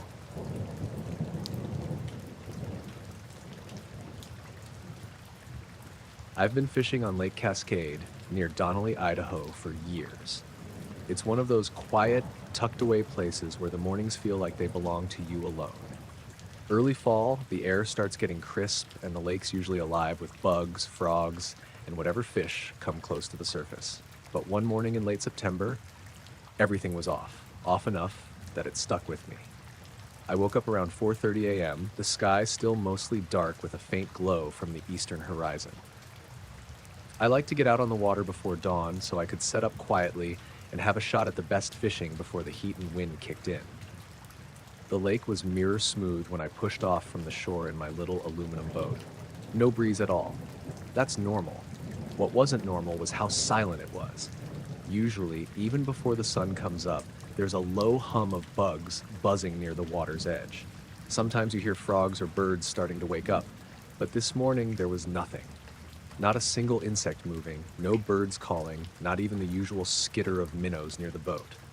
The water didn't ripple except where my oars cut through it. It felt almost frozen, like time had slowed or paused just for that stretch of lake. I kept rowing toward my favorite spot near a little cove where fallen trees reach into the water. That's where the fish like to hide. I'd been coming here every fall for years and never seen the lake this still. Then, out of the corner of my eye, something caught my attention. Just beneath the water, maybe 15 feet from the boat, a soft white glow appeared. It wasn't bright like a flashlight or a lantern, more like a gentle light that seemed to pulse slowly, like it was breathing. It lasted for about 3 seconds, just long enough for me to freeze in place and blink a couple of times. The glow didn't move or change shape. It was just there under the surface, spreading a little, then fading away. I reached for my flashlight to shine on the spot, but when I did, the light was gone, and the water looked perfectly normal again. No ripples, no fish darting away, no bubbles, nothing. I sat there, boat still rocking gently, trying to make sense of what I'd just seen. My hands were shaky, which surprised me. I've been out in worse conditions and stayed calm, but this was different. I pulled out my phone to check the time, and when I unlocked it, the battery was at 12%, even though I'd charged it fully the night before. No idea why that mattered, but it felt like another weird detail. I tried fishing a while longer, but the lake never really came back to life. The bugs stayed quiet, the water stayed unnervingly still. I caught a few fish, but even they felt sluggish, like the whole place was just waiting for something. When the sun finally started rising higher and the day warmed, the bugs came back. You could hear them again buzzing around the reeds. The fish got more active, and the lake went back to its usual rhythm. I pulled the boat in and drove home, but the quiet still sat heavy in my chest. That night, I went over everything I could remember, trying to figure out if I'd been imagining things or maybe tired. But the details were too clear. The light was definitely there. I thought about going back the next day, hoping I'd catch another glimpse or figure out what it was, but I didn't. It felt like whatever it was had been a moment just for me, and maybe only then. I've told a couple of friends about it, but no one really had a good explanation. Maybe some deep water glow from bioluminescent critters, they said, but I fish here all the time and have never seen anything like it. I don't know what the light was, or why the lake went so quiet before and after it appeared. But every now and then when I'm out there before dawn, I keep looking beneath the surface, just in case.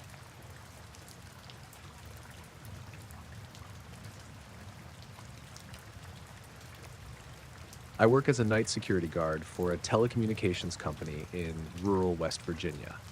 My job's mostly uneventful, patrolling the tower site, checking equipment, and making sure no one's trying to climb the fence or mess with the gear. The tower is out in the middle of nowhere, surrounded by thick woods on all sides. I usually like the quiet. It's peaceful, away from the city noise. But one night last November, something happened that I can't explain, and I keep coming back to it in my head. I started my shift at 10 p.m. It was a chilly, clear night with a slight wind that rustled the tree branches. The full moon was bright, lighting up the forest around the compound with this cold silver glow. I grabbed my flashlight, my radio, and headed out for the first patrol. The tower itself is about 200 feet tall, with red safety lights blinking steadily every few seconds. It stands in a clearing about the size of a football field, surrounded by a chain-link fence topped with barbed wire. Around midnight, I was sitting in the small security hut by the gate, sipping lukewarm coffee and scanning the horizon through the big windows. The site has cameras mounted all around, feeding back to my monitor. Usually it's just trees and maybe a few deer wandering around, but that night I noticed something odd. A small light appeared above the treetops, about halfway up the tower's height. It was faint, but definitely there, moving slowly and steadily from left to right. At first I thought it might be an airplane, but the light wasn't blinking like an aircraft beacon, and it was too low to be a plane passing overhead. I grabbed my binoculars and aimed at the light. It didn't have any shape I could make out, just a small glowing orb drifting silently across the sky. Then it happened again. The light moved back to the left side and passed over the tower a second time, exactly the same path and speed. It was like it was looping. I blinked and checked the camera monitors. Nothing. The screens showed a clear, empty sky. No light, no orb, no movement at all. I thought maybe I was imagining it, or there was some kind of glare on the window, so I switched to the exterior cameras mounted on the tower itself. Nothing showed up on any of them. Then, the light came back, crossing the tower a third time. This time I was sure I saw it clearly. It moved in perfect loops, slow, smooth, like something programmed to follow a set path. I felt a strange mix of curiosity and unease. I pulled out my phone to try and record it, but oddly, the light vanished before I could get the camera ready. I checked all the security footage from the past hour. No light, no motion, just the usual empty sky. I called the daytime technician on the radio, but there was no answer. I was alone out there, with this silent, dark forest pressing in all around. I went outside to the base of the tower, hoping to get a better view. The cold air smelled like pine and damp earth. The moon was bright, but the spot where I saw the light felt oddly darker, like it was absorbing the moonlight. I stayed there for maybe 10 minutes, but nothing else appeared. The forest was quiet except for the wind in the branches. When I got back inside, I started going through the footage again, frame by frame. I noticed something weird. Each time the light was supposed to pass, there was a faint distortion in the pixels, like a ripple or shimmer, but no actual object. I felt a creeping chill, even though the room was warm. I kept wondering if someone was playing a prank, but there's no way anyone could get near the tower without me knowing. I wrapped up the rest of my shift, still looking out for that light, but it never came back. Driving home that morning, the sky was starting to brighten with the early dawn. I kept glancing in the rearview mirror, half expecting to see something follow me. Nothing. When I got back to my apartment, I looked at the security footage on my laptop again. I even showed it to my roommate, Mark. He said it looked like static or some camera glitch. I wanted to believe that too. But I can't shake the feeling that I saw something real, something that was there but not there, moving in that impossible pattern, repeating 3 perfect loops like a silent dance. I still don't know what it was, and I don't know why it didn't show up on any of the cameras. All I know is that night, the sky above the tower was empty on screen, but I saw something moving in it, something I can't explain.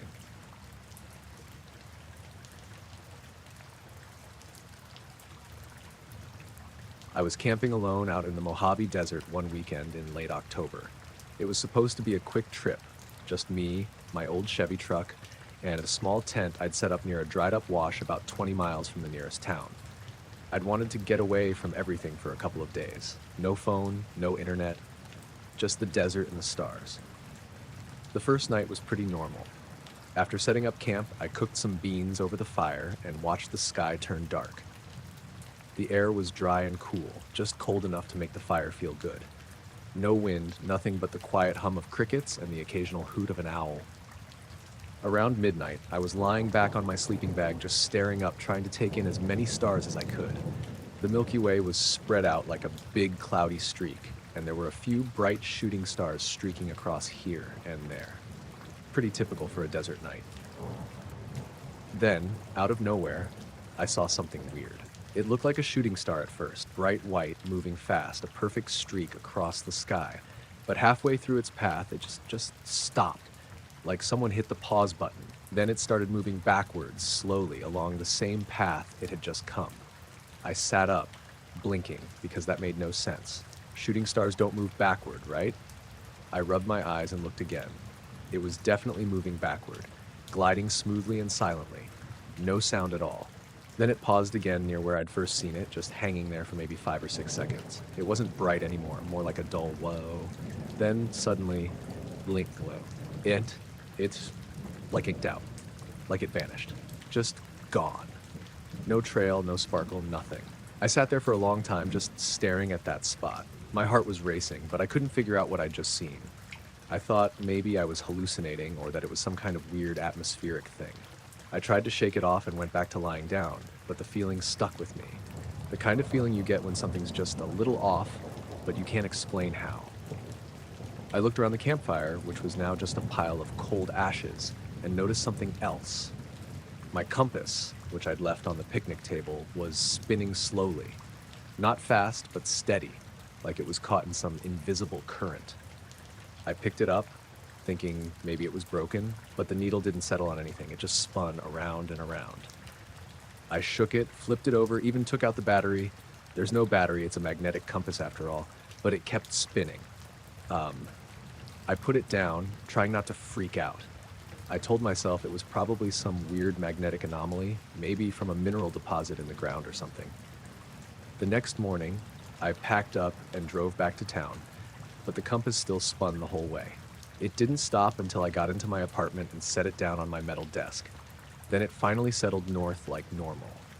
I didn't want to think too much about it, but the whole trip felt strange after that. Like the desert had this invisible boundary where normal rules didn't apply. And that shooting star, it wasn't just a shooting star. It did things no meteor could do, with no sound and no trail. I don't know what it was, but I'm pretty sure it wasn't something from this world.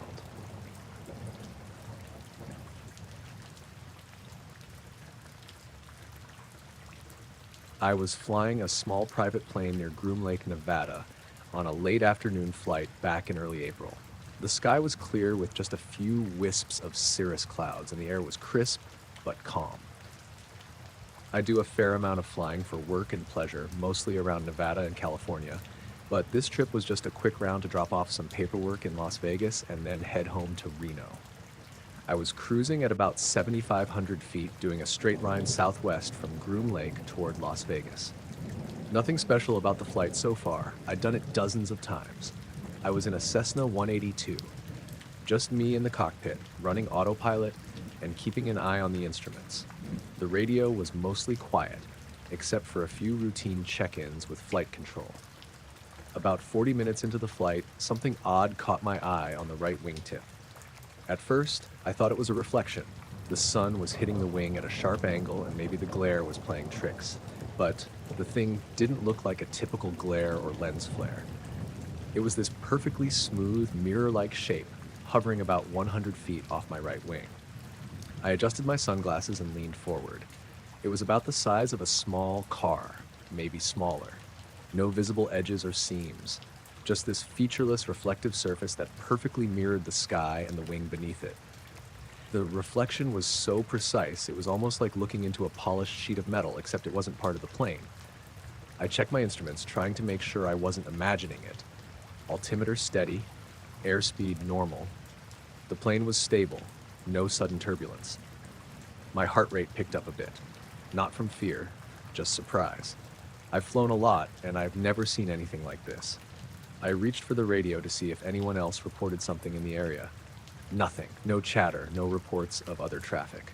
I tried the transponder, code 1200, the usual visual flight code. The radar was quiet, no blips anywhere near me. I pulled back the throttle a bit, watching the object as it kept pace exactly with my wingtip. It didn't move around or flicker. It stayed perfectly positioned, matching my speed and heading, almost like it was locked in. I turned the plane slightly to the left, testing if it would break formation. It didn't. The object mirrored my moves, holding its position relative to the wingtip with flawless precision. I grabbed my phone and tried to film it through the small side window, but the reflection on the glass and the speed of the plane made the image useless. Just a blur of sky and wing. I put the phone down after a few seconds, realizing this wasn't something I could capture well. For what felt like several minutes, maybe 5 or 6, the thing stayed there, completely silent, no engine noise, no lights, no vibrations, just this smooth, mirror-like shape floating beside me. The sky behind it reflected perfectly, but I could never catch a glimpse of anything inside or behind it. I tried calling flight control again. Control, this is N123DP. Do you have any traffic in my vicinity? No response. Then I checked the onboard radar scope. It was blank. No targets within a 20-mile radius. I was trying to rationalize what I was seeing. Was it a drone? But it was too big and too smooth, and I didn't hear any engines or see any propellers. Could it be a weather balloon? No. Weather balloons don't hover like that or keep pace exactly. Could it be a refraction of light or some atmospheric effect? I'm no scientist, but the sky was clear, and the thing was so well defined. After about 7 minutes, the object started to slowly pull away, moving backward relative to my wingtip. It shimmered briefly, then disappeared into the distance as if it vanished. I felt the need to verify everything again, but my instruments and plane felt fine. No warning lights, no system faults. When I landed in Las Vegas, I immediately checked the FAA traffic logs for that time. No unknown aircraft or unidentified radar blips. The tower controller told me nothing unusual had been reported. I told the people I flew with about it, but most just laughed it off. Must have been some weird glare or your mind playing tricks. But I kept thinking about how clear and solid it looked, and how the compasses and instruments didn't glitch at all. Driving home that night, I noticed a subtle hum in the car's stereo system. Not coming from the speakers, but something faint beneath. I turned everything off, and it stopped. In the following days, I kept checking my flight log and the instrument sensors on my plane. No errors.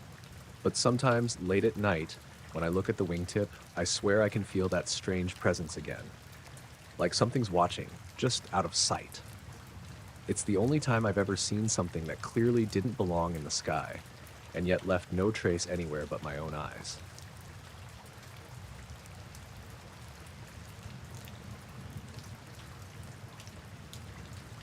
I'd pulled off at the overlook on Route 36 just past Lyons around 8:15 p.m.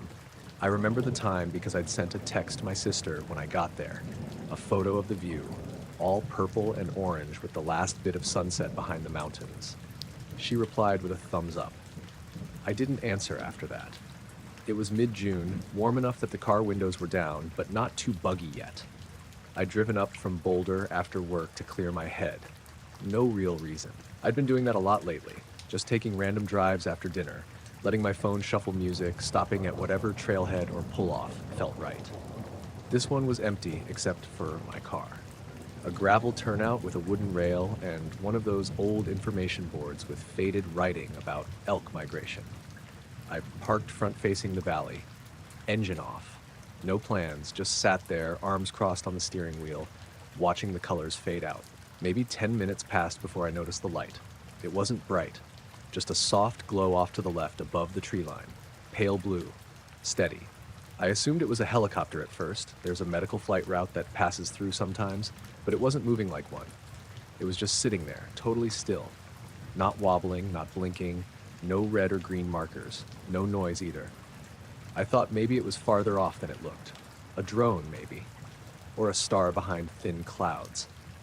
But when I leaned out my window and looked again, it was lower than I thought, and closer.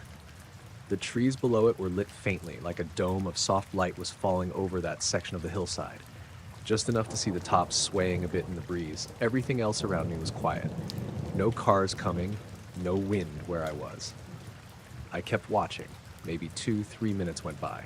I was just about to take a photo when it moved. It didn't tilt or drift, it just pivoted in place, like a cursor on a screen. From facing one direction to another, no in between. Then it rose straight up, fast. I don't mean gradually ascending. I mean up, instantly. Like if you dropped a frame in a video, one moment it was level with the trees, and the next, it was way above them. Still no noise, no wind gusts, no trail behind it. I blinked a few times and leaned all the way out the window. The light was higher now, almost overhead. It hovered again, just a pinprick against the dusk. Then it started moving across the sky, slow and smooth, heading west. But again, not banking, not adjusting, just gliding perfectly horizontal. That's when I noticed my radio had gone dead. I hadn't been paying attention to the music. It was on low, some mellow playlist I'd been letting run, but when I glanced at the display, it was frozen. Screen lit up, but no track info, no sound. I tried turning the volume knob. Nothing. Pressed the power button. Still nothing. Then the screen blinked out completely. The cabin light dimmed. Not off, just drained. That's when the fear kicked in. Not panic, but the kind that creeps up your spine and makes your hands go still. I sat back, rolled up the window, and locked the doors without thinking. My eyes stayed on that light. It was farther now, higher too, but it hadn't flickered or changed shape. Just that same pale blue circle, like a flashlight pressed against frosted glass. I watched it move until it passed behind a bank of clouds. Then it was gone. The valley was dark again, normal dark. The trees, the overlook, the wooden railing, all still there. But I felt like something had been taken out of the world. Like I'd seen behind a curtain and it had dropped shut again. I sat there for a long time after. The radio didn't come back. I started the engine. It turned over fine, but the screen stayed black. My phone had one bar, no data. The drive back to town took 30 minutes. I passed maybe 2 other cars. Didn't see any aircraft, no low-flying helicopters, no towers or searchlights. When I got home, I turned off the engine and the radio came back to life. Song halfway through. Volume normal, like nothing had happened. The photo I sent my sister was still in my messages, but when I looked at the next few photos on my camera roll, they were black. 5 or 6 shots I didn't remember taking. All time-stamped around the same time I saw the light. Nothing on them, but static. I didn't tell anyone for a few days. Eventually I brought it up to a coworker, sort of as a joke. They laughed and said, maybe I saw a drone. I nodded and didn't push it. I know what drones look like. This wasn't one.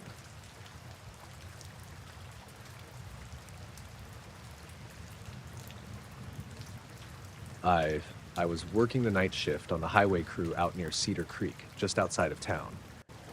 It was late spring, but the nights were still chilly, and the sky was mostly clear, with a thin layer of clouds drifting low enough to blur the stars. We were fixing a stretch of road that had been cracked by frost, and the bright floodlights on our truck lit up the site like a small day in the middle of the night. Our crew was just 4 of us: me, Jay, Marcus, and the foreman, Steve. We'd been rotating shifts for weeks, so this wasn't anything new. Usually the night shifts felt dull, just the sound of jackhammers and the hum of the lights, but that night, something felt off. We were halfway through the job when I noticed it first. There was this shadow that moved fast, way above us, passing over the lights. It wasn't like any bird or plane I'd ever seen. It was disc-shaped, or at least close to it, and completely silent. I pointed it out to Jay, and he saw it too. He's the skeptic in our group, but even he stopped mid-sentence to watch it drift across the sky. It disappeared behind the trees on the far side of the road. We joked about it for a bit, saying maybe it was some weird kind of drone, but none of us had ever heard of anything like that in these parts. We went back to work, but I couldn't shake the feeling that we were being watched. Around 2 a.m., the air got colder, and the clouds thickened. I was stacking cones near the edge of the road when headlights appeared through the fog, cutting straight through the mist. A black rental pickup pulled up slowly and stopped near our equipment truck. Steve walked over, squinting through the fog. A man got out of the truck. He was dressed in a black suit, but it was weird. The fabric looked too stiff and perfect, like it was brand new but somehow matte, not shiny. His shoes made no noise on the gravel, and he didn't say anything at first, just stared at us. Then he pulled out this small handheld scanner and waved it over our helmets, like he was checking for something. It beeped quietly a couple of times when it scanned me and then the others. "Your shift's moved," he said, his voice flat, almost mechanical. "Pack up." Steve frowned. "Moved? Where?" "No longer your jurisdiction," the man said, folding the scanner away. He looked around like he was expecting someone's, just then reached into his pocket and pulled out a folded sheet of paper. "Orders come down, effective immediately." Steve took the paper, unfolded it. I could barely make out the words, but the top said Cedar Creek Project, and there was a big red stamp that said confidential. The rest was hard to read in the dim light, but it mentioned a temporary halt and reassignment to a different location, nowhere familiar. I asked the guy, "Who sent you?" He just looked at me for a long second, like I wasn't supposed to be there. "You won't get any more details. You'll receive new instructions." Then he turned and walked back to the truck, engine running before he even sat down. The headlights blinked once, and the truck disappeared into the fog just as suddenly as it had come. We all stood there, silent. Steve looked at the paper again and then crushed it in his hand. Jay broke the silence. "That's the weirdest shit I've seen on any shift." Marcus nodded. "You sure that wasn't some kind of prank?" I wasn't so sure. The guy had that odd way of moving, like he didn't quite belong there. His eyes were too cold, and the scanner thing? I'd never seen equipment like that on any job site. We started packing up, but something didn't feel right. As we loaded the tools, I kept glancing over my shoulder, half expecting to see those lights or that shadow again. But the night stayed quiet. When we left, the road behind us was empty, like nothing had happened. The next day, no one mentioned the shift change. Steve called the dispatcher, but they said the schedule hadn't been updated and the project was still on. We tried to get back that night, but the gate to the worksite was locked. The official signs had changed too. New notices that weren't there before, warning about restricted access for safety reasons. The whole area felt sealed off, but no one could tell us why. Weeks later, I ran into a former coworker who works at the county office. I asked if he'd heard anything about Cedar Creek. He hesitated, then said, "Some people noticed strange lights out there, but nothing official. The whole thing's hush-hush now." That's all I got. I don't know what the shadow was or who that suited guy really worked for. But I know our shift ended that night, whether the paper said so or not. The whole thing just hangs there, like something you half see out of the corner of your eye, but when you look straight on, it's gone.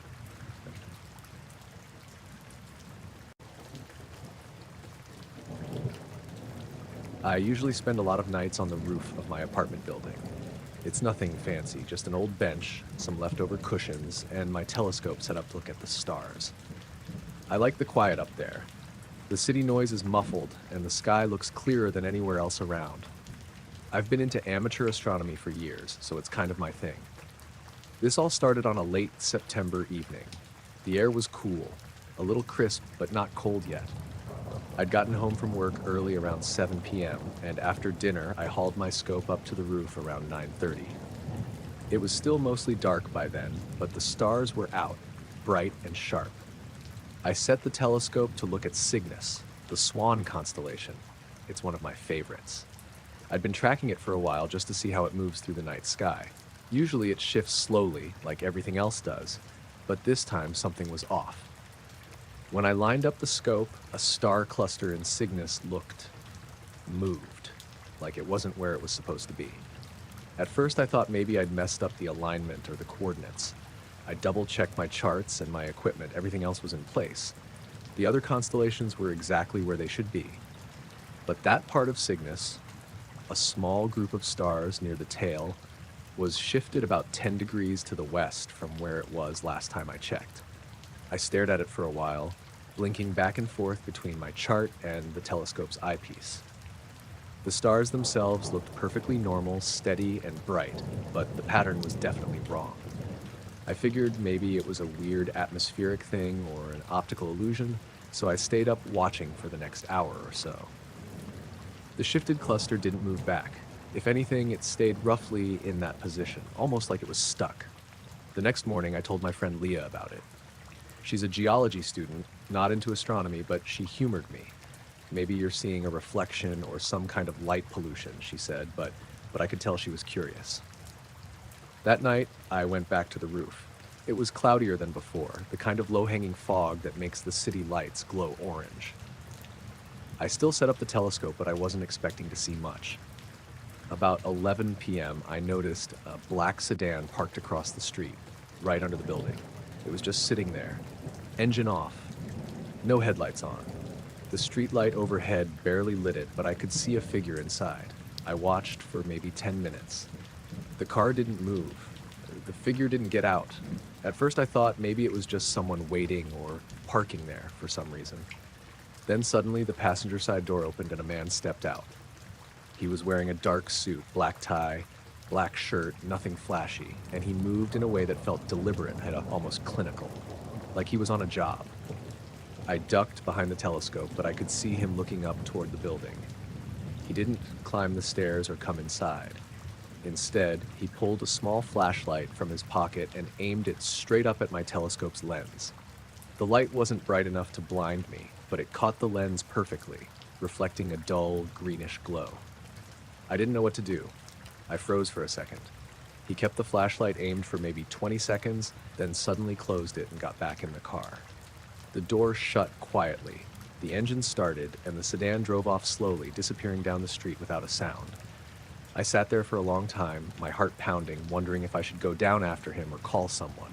But by the time I moved, the street was empty. The next few days were tense. I kept looking out my window, watching for that car or the man. Nothing. But I started feeling this weight, like I was being watched. I kept going up to the roof at night, but the stars didn't look right anymore. That shifted cluster in Cygnus was still off, and I couldn't shake the feeling that something was wrong with the whole sky. One night, about a week later, I was packing up to leave the roof when I heard footsteps behind me. I turned, but there was no one there. I swear I heard someone whispering, but when I looked around, only the wind moved the leaves on the fire escape. I tried to ignore it, but the next day at work, my phone died unexpectedly. Battery at 100% the night before, suddenly dead in the middle of the afternoon. I replaced the battery, but it never held a full charge again. The weirdness kept piling up. Small things that didn't add up. My laptop crashed the next night. My neighbor told me his Wi-Fi had been acting strange. Flickering lights, weird static. I didn't tell anyone about the car or the man in the black suit. I didn't want to sound crazy, but I couldn't forget the way he looked at me from the street, the way the flashlight caught the telescope lens like he wanted me to see it. Sometimes, late at night, I swear I see a shadow moving just beyond the edge of the roof, like someone is watching but staying out of sight. And the stars, they don't feel like home anymore.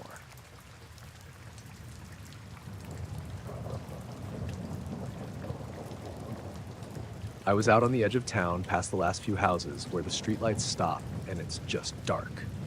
It was late spring, maybe early June, and the night was clear. The kind of night where the stars seem like they're spilling out across the sky. I'd brought a blanket and a thermos of tea, planning to just lie back and watch the sky for a while. Nothing special, just me trying to find some quiet after a long week at work. I settled down in the grass near the old railroad tracks, away from the road, where the air was cooler and the only sounds were crickets and the occasional train rumble in the distance. I looked up and started scanning the stars, trying to find some familiar constellations, when something caught my eye. There was this cluster of stars, part of the handle of the Big Dipper, I think. But they weren't steady like the others.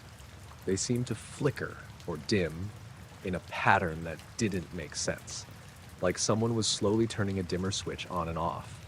I blinked a few times, thinking maybe my eyes were just tired or my brain was playing tricks on me, but the pattern stayed, regular and subtle, not a natural flicker. I pulled my jacket tighter around me and kept watching. The stars didn't come back to normal brightness, and after a few minutes, I realized I was holding my breath without noticing. I looked around, half expecting someone else to be out there with me, or maybe some kind of light from a plane or satellite, but there was nothing, just the dark sky and those dimming stars. That's when I noticed headlights coming up the gravel road nearby. At first, I thought it might be another stargazer, or maybe someone out for a late-night walk, but the car slowed down when it got close to me. It was a black sedan, clean and quiet, no obvious markings or lights other than the headlights. It pulled up and stopped maybe 20 feet from where I was sitting. The engine cut off and the window on the driver's side rolled down. A man leaned out.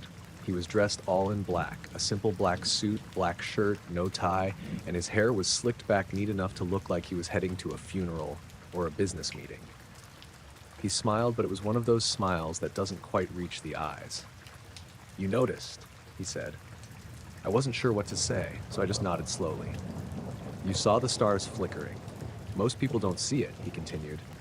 "Not because it's hidden, but because they don't look close enough." I shifted on the blanket, suddenly feeling cold even though the night air was still warm. "Yeah, it was weird. I don't know what it was." He glanced up at the sky for a second, then back at me. "You don't have to worry about it. You can forget what you saw." I frowned. "Forget? How do you mean?" He straightened up and looked at me directly. "It's easier that way.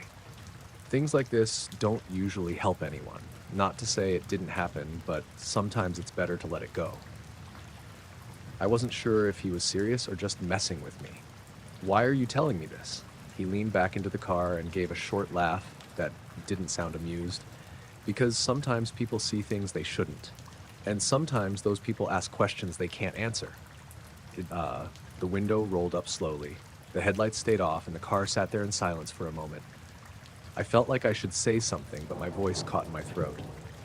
Then the car pulled away quietly down the gravel road, leaving me sitting alone under the dimming stars. I stayed there for a long time after that, staring up at the sky, but the cluster of stars had stopped flickering. They were steady and bright, like nothing had happened. Still, I kept thinking about the man in black and how calmly he asked me to forget. That night, when I got home, I checked the sky again from my window. The stars looked normal, but I felt like I was watching for something that had already passed.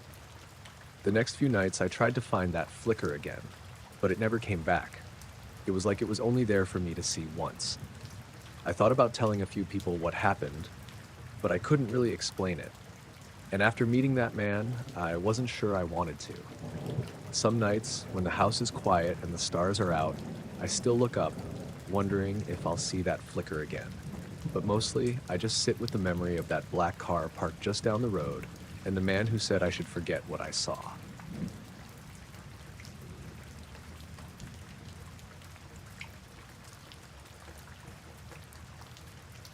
We were hiking out near the Trinity site.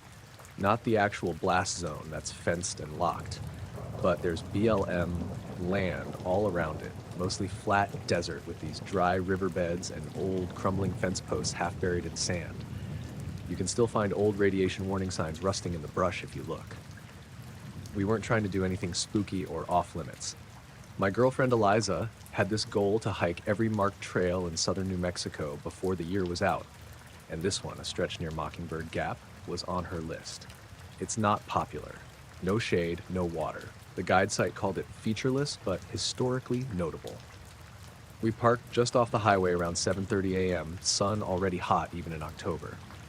We packed light, water, dried fruit, first aid, my Garmin watch, and Eliza's GPS app running on her phone. She liked to record our hikes. Usually the GPS logs matched up exactly, even if the cell signal was spotty. We started off heading east on a dirt track that cut through an old cattle gate. The trail follows what used to be a supply road during the Manhattan Project, though you wouldn't know it. Just gravel and scrub and endless yucca plants. We passed a dead coyote about an hour in, nothing fresh, just picked clean and sun-dried. I only mention it because Eliza made a joke about it being a bad omen. Should have brought sage, she said. It was flat the whole way. Easy walking. The heat shimmered over the sand like water, and the farther we went, the less there was to see.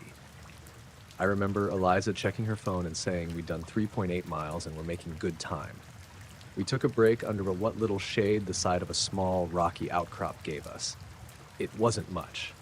After that, the trail sloped down into an arroyo, dry, cracked earth with a few odd animal tracks, and curved toward a low ridge. That's where things get hard to explain. We were walking side by side, not talking much, just the crunch of our boots and the wind. Then we both stopped at the same time. No sound, no wind, just dead still. That's what hit me first, the silence.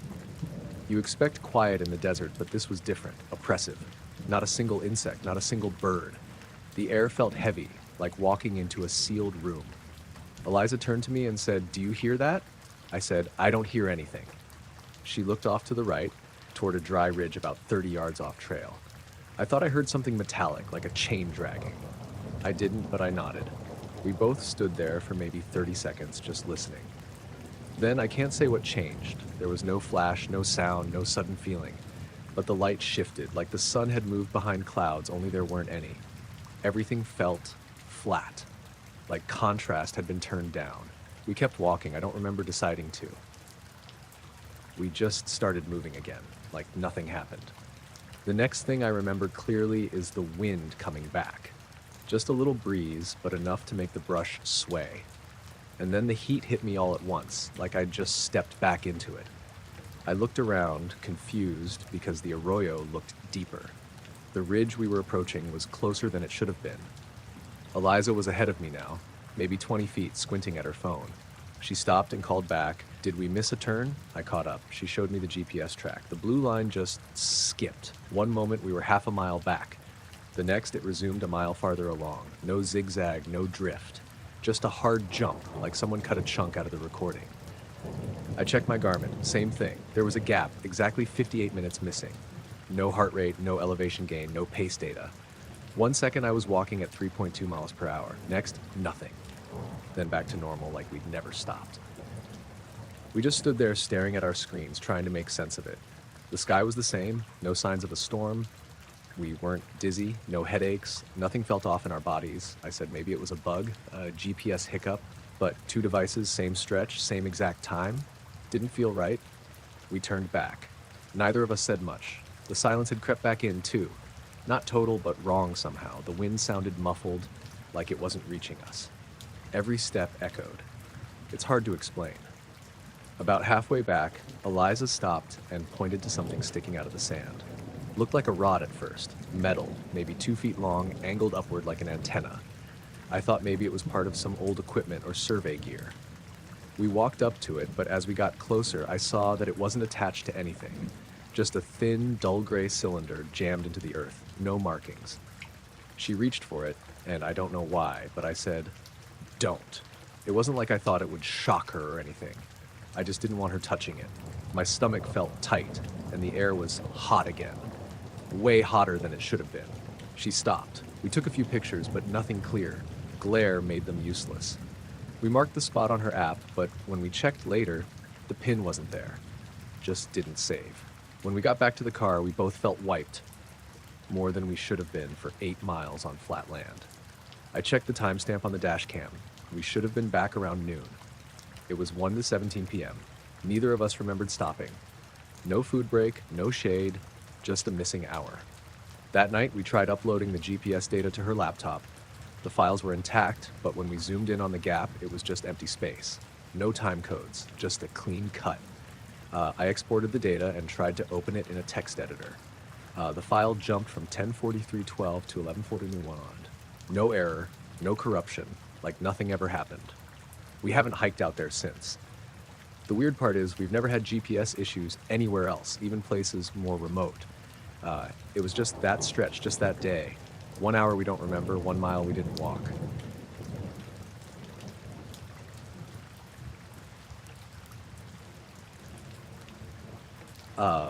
I was out checking the south pasture around 2 a.m. early November. I know that sounds weird. Most people don't walk fence lines in the middle of the night, but I'd heard the cattle stirring from the house, and when you've lived out here long enough, you get a feel for what's normal and what's not. This wasn't coyotes. The movement was different, heavier, more spread out. The ranch is about 12 miles east of Tonopah, mostly open range and sagebrush, with a few clusters of old juniper out near the hills. Closest neighbor is 5 miles south. I've got motion lights along the back half of the property and a single trail cam pointed at the water trough, mostly for mountain lions. It's quiet country, flat for miles except for the ridges to the north. I took the quad out, same one I've had since 2008. Brought the spotlight, a thermos, and my 30-30, not because I expected trouble, just habit. It was cold but clear. No wind, no moon, stars were out like glass. I reached the south line around 2:20 and parked next to the cattle gate, shut off the engine and listened. At first, nothing, just the click of the engine cooling and the occasional shifting from the cows way off toward the east fence. I scanned the area with the spotlight. Everything looked fine. I was about to get back on the quad when I saw movement in the far distance. Maybe 400 yards out, beyond the fence, where the land dips toward the dry creek bed. At first I thought it was a cow that had gotten out, but it wasn't shaped right, too narrow, too tall. It wasn't walking either, it was gliding. That's the part that stuck with me. It didn't bounce or sway like an animal moving across uneven ground. It just moved in a straight line, perfectly level, maybe 4 or 5 feet off the desert floor. No wings, no legs, just a shape. Maybe 7 feet tall, longer than it was wide, dark against the brush. I thought maybe a tarp caught in the wind, but there was no wind, and it was moving too cleanly, too purposefully. I stood behind the fence and just watched it. Didn't reach for the rifle, didn't call out. I don't know why. Then the spotlight went out. Not flickered, just snapped off. I tapped the casing. Nothing. Tried the switch. Still nothing. It had fresh batteries when I left the house, so I used the scope on the rifle to try and get a clearer look. The shape was still moving, same height, same speed. It was headed west, parallel to the fence line, not toward me, but not avoiding me either. Just steady. Then it stopped. Dead stop. Mid-air, like it had hit an invisible wall. I lowered the rifle and blinked a few times, thinking maybe I was imagining it, but it was still there, perfectly still, hovering above the brush. That's when the air changed. It got heavier. My ears popped, like I'd gone up too fast in an elevator. The hairs on my arms stood up, even under the jacket. It was the same feeling you get right before a big thunderclap, but the sky was silent. I looked up, thinking maybe there was something above me, but the stars were all in place. Nothing blocked them. No sound, no wind. Just pressure. Then the quad's instrument lights started blinking.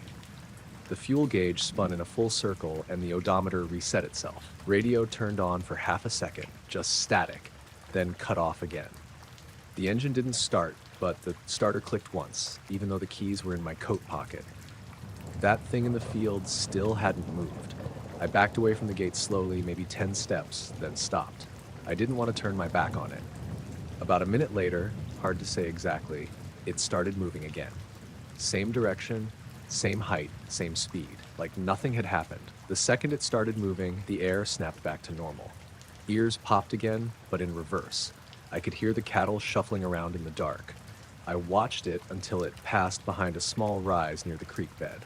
Never reappeared. I waited another 10 minutes before getting back on the quad. The instrument panel came back to life like normal. Spotlight still wouldn't turn on. When I got back to the house, I checked the trail cam footage. Nothing but a static frame from 217 to 228. Just froze on a single image of the empty water trough. The time kept ticking, but the image didn't change.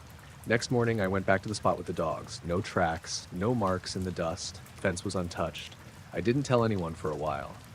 Eventually, I mentioned it to my neighbor, Kyle, over beers. He just nodded and said he once saw something similar near the same creek bed, maybe 6 years ago. He didn't offer details, and I didn't ask. I still walk the fences at night, still ride the same quad, but I don't park near that stretch anymore. I just keep going.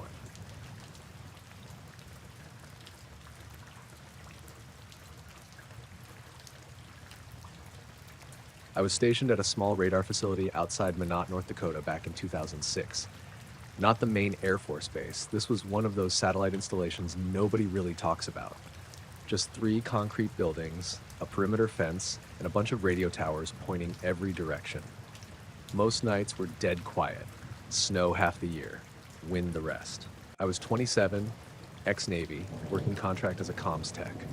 The kind of job where you sit in a chair for 12 hours and maybe get up twice, just monitoring systems, checking logs, keeping everything running. 4 of us on rotation, 2 inside the ops trailer, 2 in the maintenance building. Nights were usually just me and a guy named Cole Varga. He was older, Army background, I think, quiet type, never talked about himself unless you asked directly. The first time it happened, I didn't even notice. It was late January, around 2 a.m., and we were midway through a blizzard warning. Visibility was crap. I was logging routine static bursts on one of the long-range bands when Cole came in from his smoke break looking weird. He stood by the door, brushing snow off his jacket, and said, "You feel that?" I said, "Feel what?" He looked out the window, then glanced at the wall clock. "Never mind," he said. "Happens sometimes, usually Wednesdays." I thought he was just messing with me. Guys get bored, say weird stuff. But the next week, same shift, same time, he asked again, "You hear anything?" I said no, just the wind. He shook his head. Shouldn't even be that.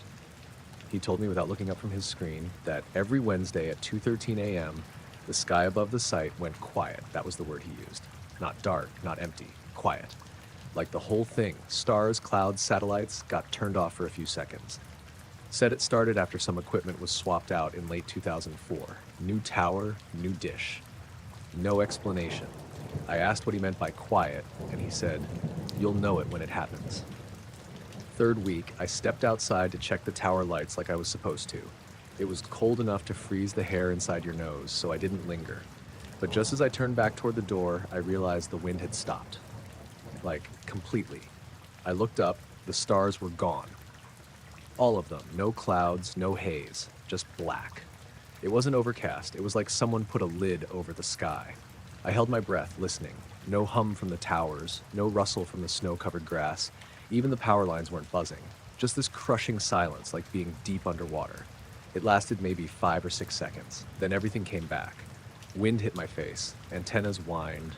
A few stars reappeared. I went back inside. Cole didn't say anything at first. Then he looked up from his coffee and said, "See what I mean?" I didn't know what to say. I told him maybe it was cloud cover. He laughed once and said, "Clouds don't kill EM bleed. Not like that." The next few weeks, I started checking the time. I'd go outside around 2:10 every Wednesday just to see, and it happened. Not always the same, but close enough. Once, all the exterior lights dimmed like a brownout, but only for a few seconds.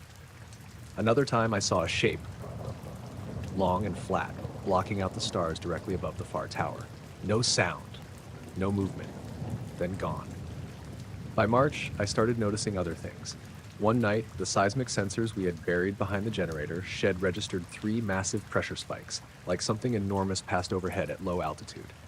Nothing visual, just that same dead silence and then a return to normal. Cole marked the logs like usual, but didn't flag it. He said, "Command doesn't want it flagged." I asked who told him that, and he just shrugged. People up the chain.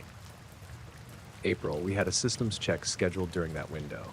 Base wanted a full diagnostic of the dish relays, so we had both of us in the ops trailer watching signal returns.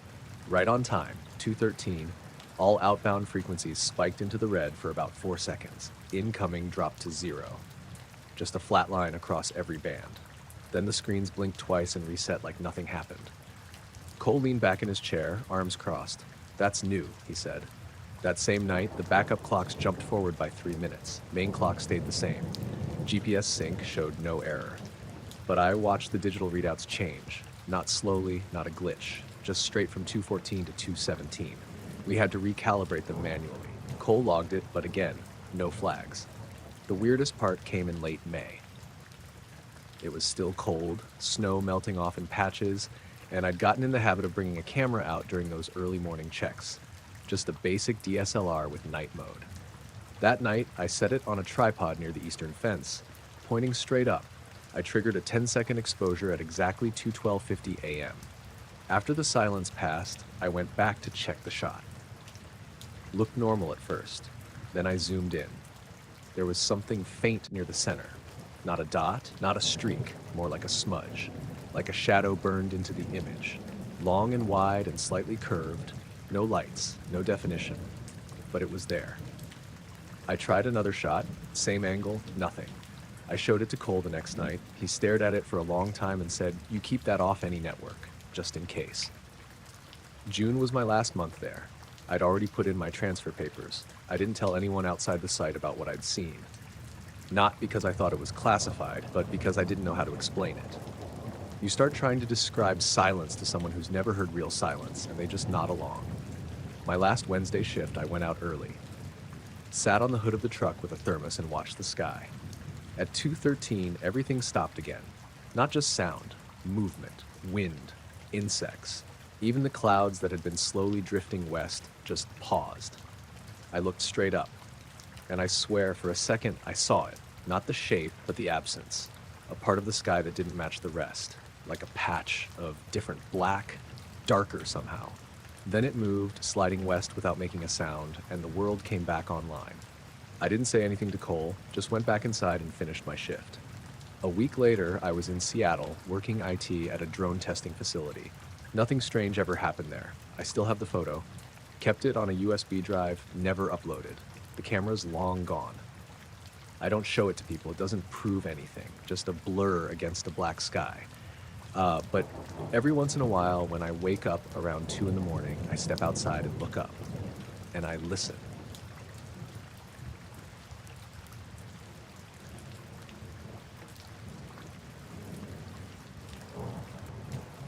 I was flying a solo night leg from Reno to Elko, doing some mountain time in a rented Cessna 172 for my commercial hours. This was back in 2019. Weather was clean, light winds, no storms anywhere on the radar. I filed IFR just to keep things structured, even though visibility was perfect. There's not much out there once you get past Fallon, just dark desert, some lonely ridgelines, a lot of nothing. It was supposed to be a 2-hour flight, give or take. I'd done the route twice before, so I knew the terrain pretty well. I topped off the tanks at Reno Stead, checked the sectional one last time, and took off around 8:40 p.m. I had the plane trimmed and level by 8,500 feet, autopilot set, and I was just monitoring things, talking to NorCal Center, sipping lukewarm gas station coffee. About halfway through, somewhere near Austin, middle of nowhere, I noticed something off to the left. Just a glow at first. I thought it was a ranch light or maybe another plane, but it was too low and too steady.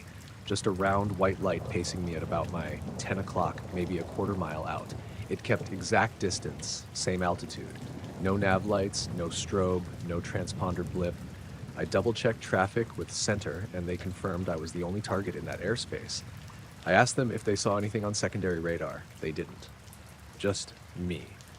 I kept watching the light. It didn't waver or change shape. It didn't move closer or pull away. It just stayed there. Same position. No sound, though with engine noise and headsets on, I wouldn't have heard much anyway. After maybe 3 or 4 minutes, it blinked out. Just gone. No fade. No streak. Just not there anymore. I figured maybe I was seeing things. Tired eyes, reflection off the windshield, something mundane. I took a few deep breaths, scanned my instruments again, everything looked fine. But then, maybe 5 minutes later, it came back. Same spot, same distance. This time there were two of them. One at 10 o'clock, one at 2. I watched them for a while, trying to come up with an explanation. I even dipped the wings slightly to see if the lights would shift, like maybe they were reflections or something. They didn't budge. They weren't reflections. They were outside, holding position like they were tethered to me. I asked Center again if they had anything visual. They didn't.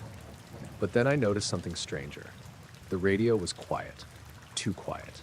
Normally on Center Freaks, even if you're not talking, you hear other pilots getting handoffs, calls, clearances. But it was dead. Just soft static, like someone had turned down the world. I checked the volume, squelch, even switched to another frequency. Nothing. Not even an ATIS broadcast. I tried my phone. No bars, not even emergency call mode, just the no service banner, which was odd. I'd had 2 bars earlier. At that point, I started to feel off, like I was too aware of the silence. My hands felt slow, like they were moving through syrup. My headset felt tighter than usual, like the pressure was building inside the cabin. And then the lights started to move. They didn't bank or turn, they just shifted.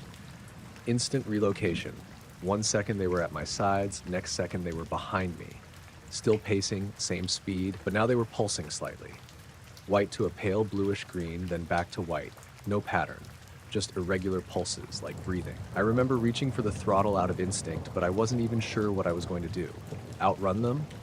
Then everything cut out. Not the engine. That kept running, but everything else. My headset went dead. Panel lights gone, radios blank, even the transponder.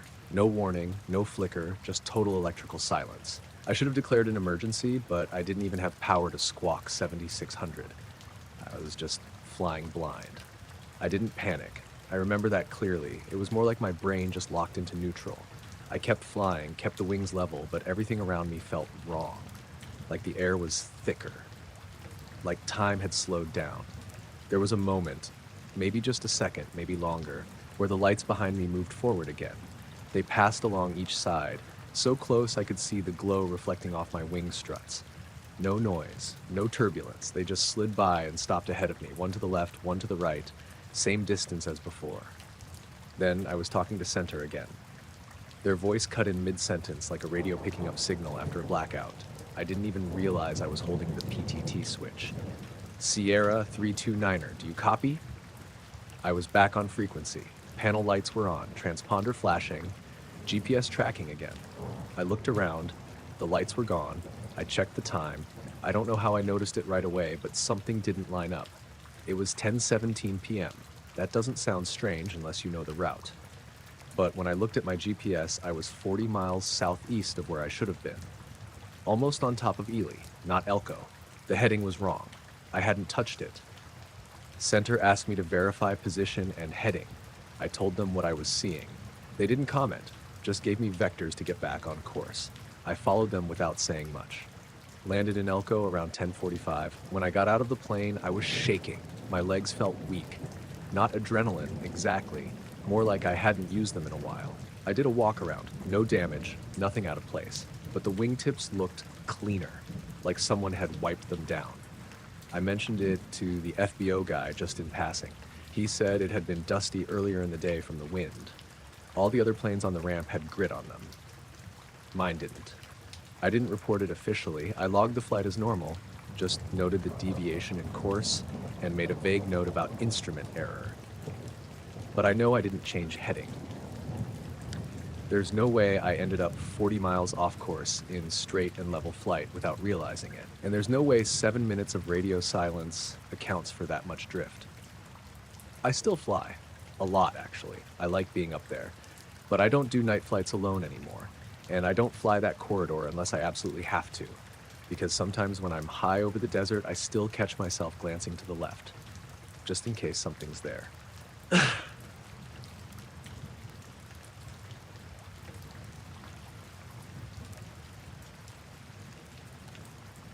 It started with the humming. I moved out to a little place just outside of Ajo, Arizona about a year ago. I'd inherited some land from my uncle when he passed, Just a small, beat-up house and a few acres of dry, cracked earth. Not much around besides scrub brush, some old mining roads, and the occasional javelina. I wanted quiet. No neighbors, no traffic, no streetlights. And that's exactly what I got. The house was nothing special. Single story, sun-faded siding, creaky floors, and a leaky swamp cooler. I fixed it up as best I could. Painted the walls, patched the roof, put in solar panels. By the time summer rolled around, it felt like mine. About 3 weeks after I moved in, I started noticing the sound. The first time it woke me, I thought it was just the wind rattling something loose outside. But when I sat up, the air was still. It wasn't wind. It was this low, steady hum. Not loud, but deep, like it was coming from underground or far away. You could feel it in your chest more than hear it with your ears. And it wasn't random either. When I checked the clock, it was exactly 1:17 a.m. I waited a few minutes, thinking maybe it was machinery, maybe a pump or a generator somewhere out by the mines. But the closest site was almost 10 miles away, and I'd never heard anything from it before. Still, I didn't think much of it. Wrote it off. Next night, it happened again. 1:17 a.m. on the dot. Same low hum, same weird pressure in the air. It didn't grow or fade. It just clicked on, like flipping a switch.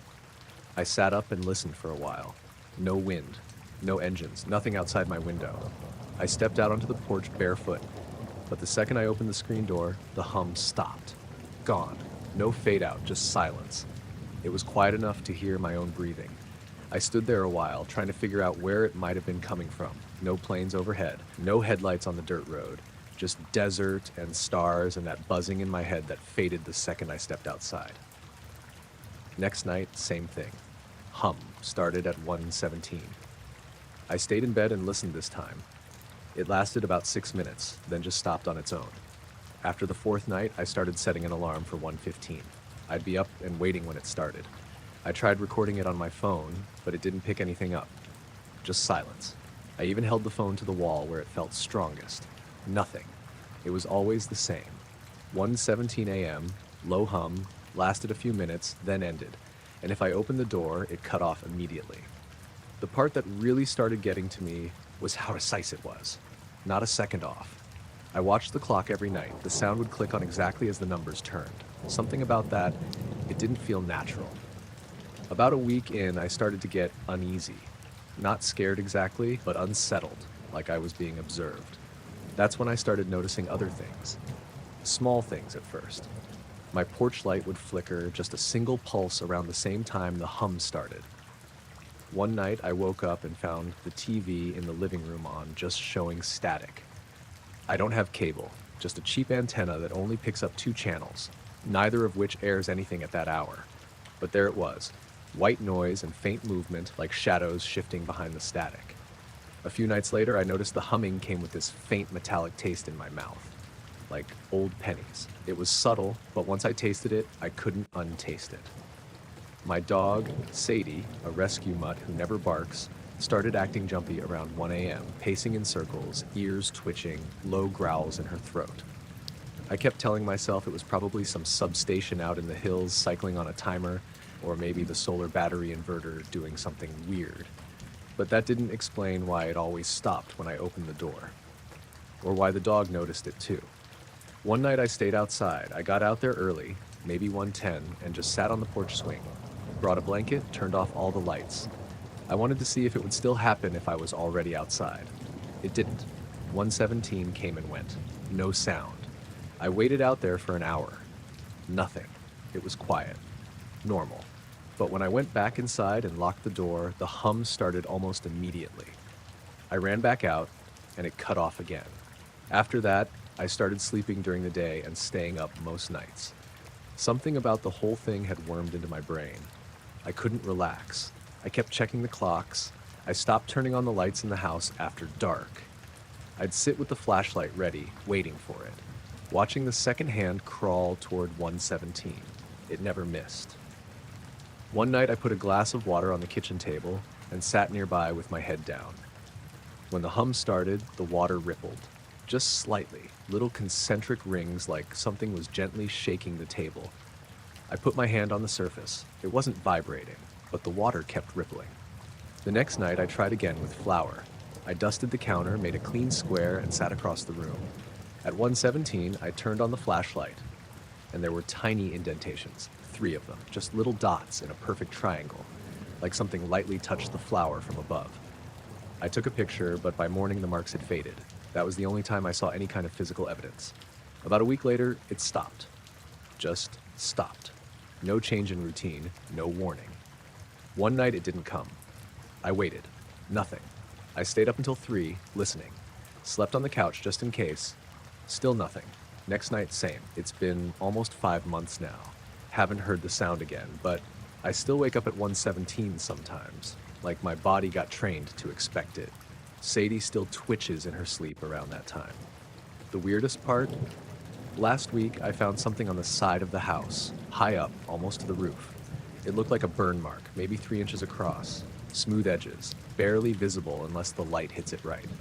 It's shaped like a circle with a smaller circle inside. I never noticed it before, but it's there now.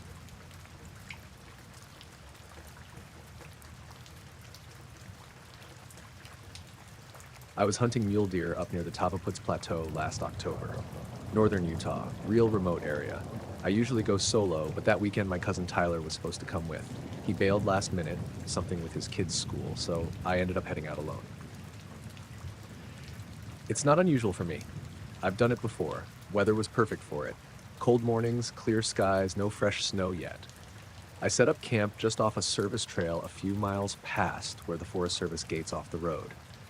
There's an old logging access point I use that's barely visible unless you know where to look. I hiked in Friday evening, pitched my tent, and glassed the ridge a bit before sunset. Nothing exciting that night.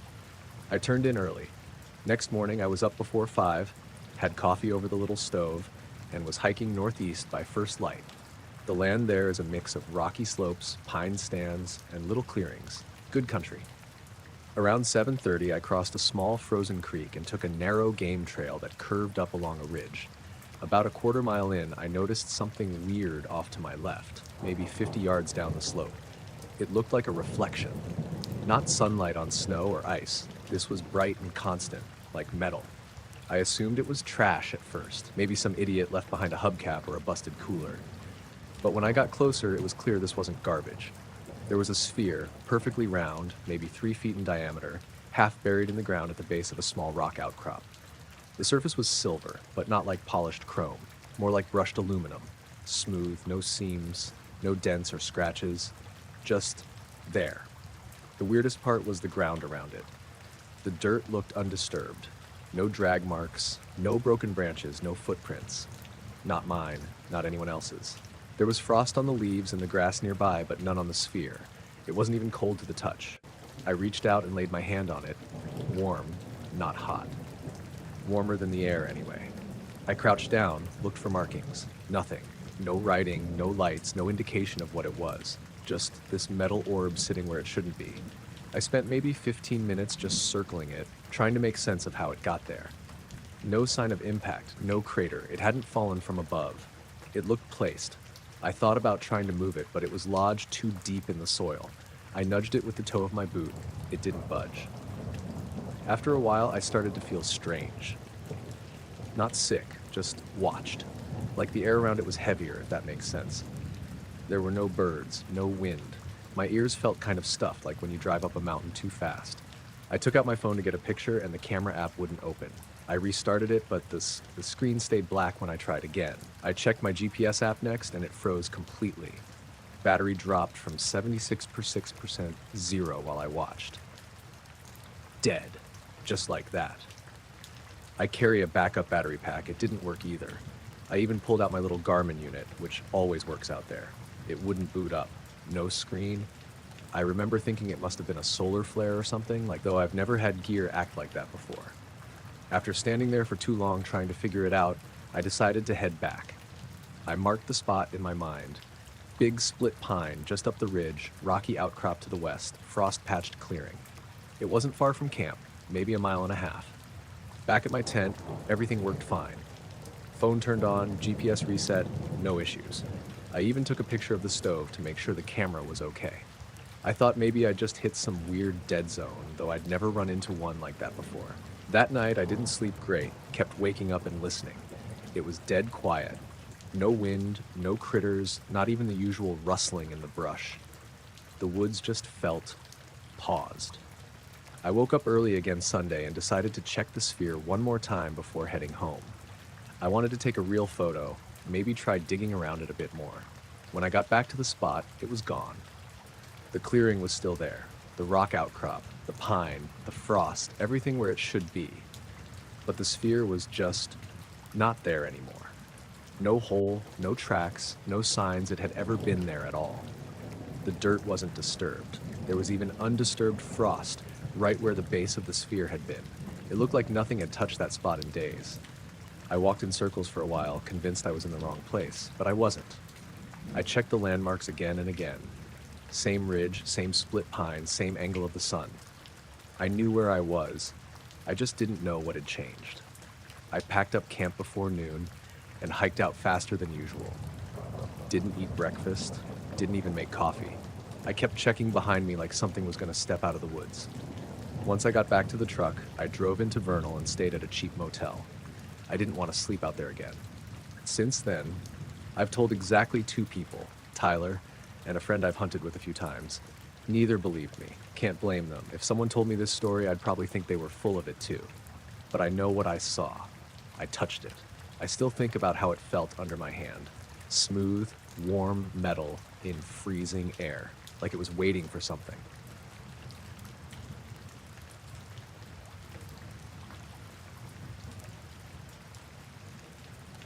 It started a couple of weeks ago, just after sunset, on one of those cool, early autumn evenings when the air feels sharp and the sky's clear. I'd been out on the dock by the lake behind my place, just sitting there with my phone, trying to take some pictures of the stars coming out. It was quiet, peaceful, the usual. I was scrolling through my shots when I noticed something strange. Off toward the middle of the lake, just above the water, there was this shape, like a dark silhouette hovering. It wasn't moving like a bird or a plane, it just stayed there, completely still. No blinking lights, no sound, nothing. I thought maybe it was a trick of the light or some weird cloud, but the shape was solid, sharp against the sky. I aimed my phone camera at it and zoomed in as best as I could. It was smooth, kind of oval, but it wasn't shiny or reflective, just matte black. I kept watching, and after a few minutes, it slowly began to drift sideways, just a few feet at a time. Then, without any noise or sudden movement, it shot straight up and disappeared into the darkness. I blinked, feeling kind of unnerved, but mostly curious. I wasn't sure what I'd just seen.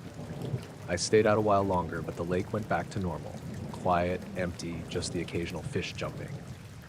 The next morning, I found a black car parked at the very end of my driveway. It was one of those older models, like from the early 2000s, nothing flashy, but in perfect condition. Clean, no dents, no license plate. I thought maybe a neighbor's visitor or something. But here's the thing, there were no tire tracks leading up to it, and no footprints anywhere nearby. The gravel looked untouched. I checked the windows, but it was empty. No one inside, no keys in the ignition. I figured someone had parked there overnight and walked away. Maybe the owner was nearby. So I left it alone. The next morning, same thing.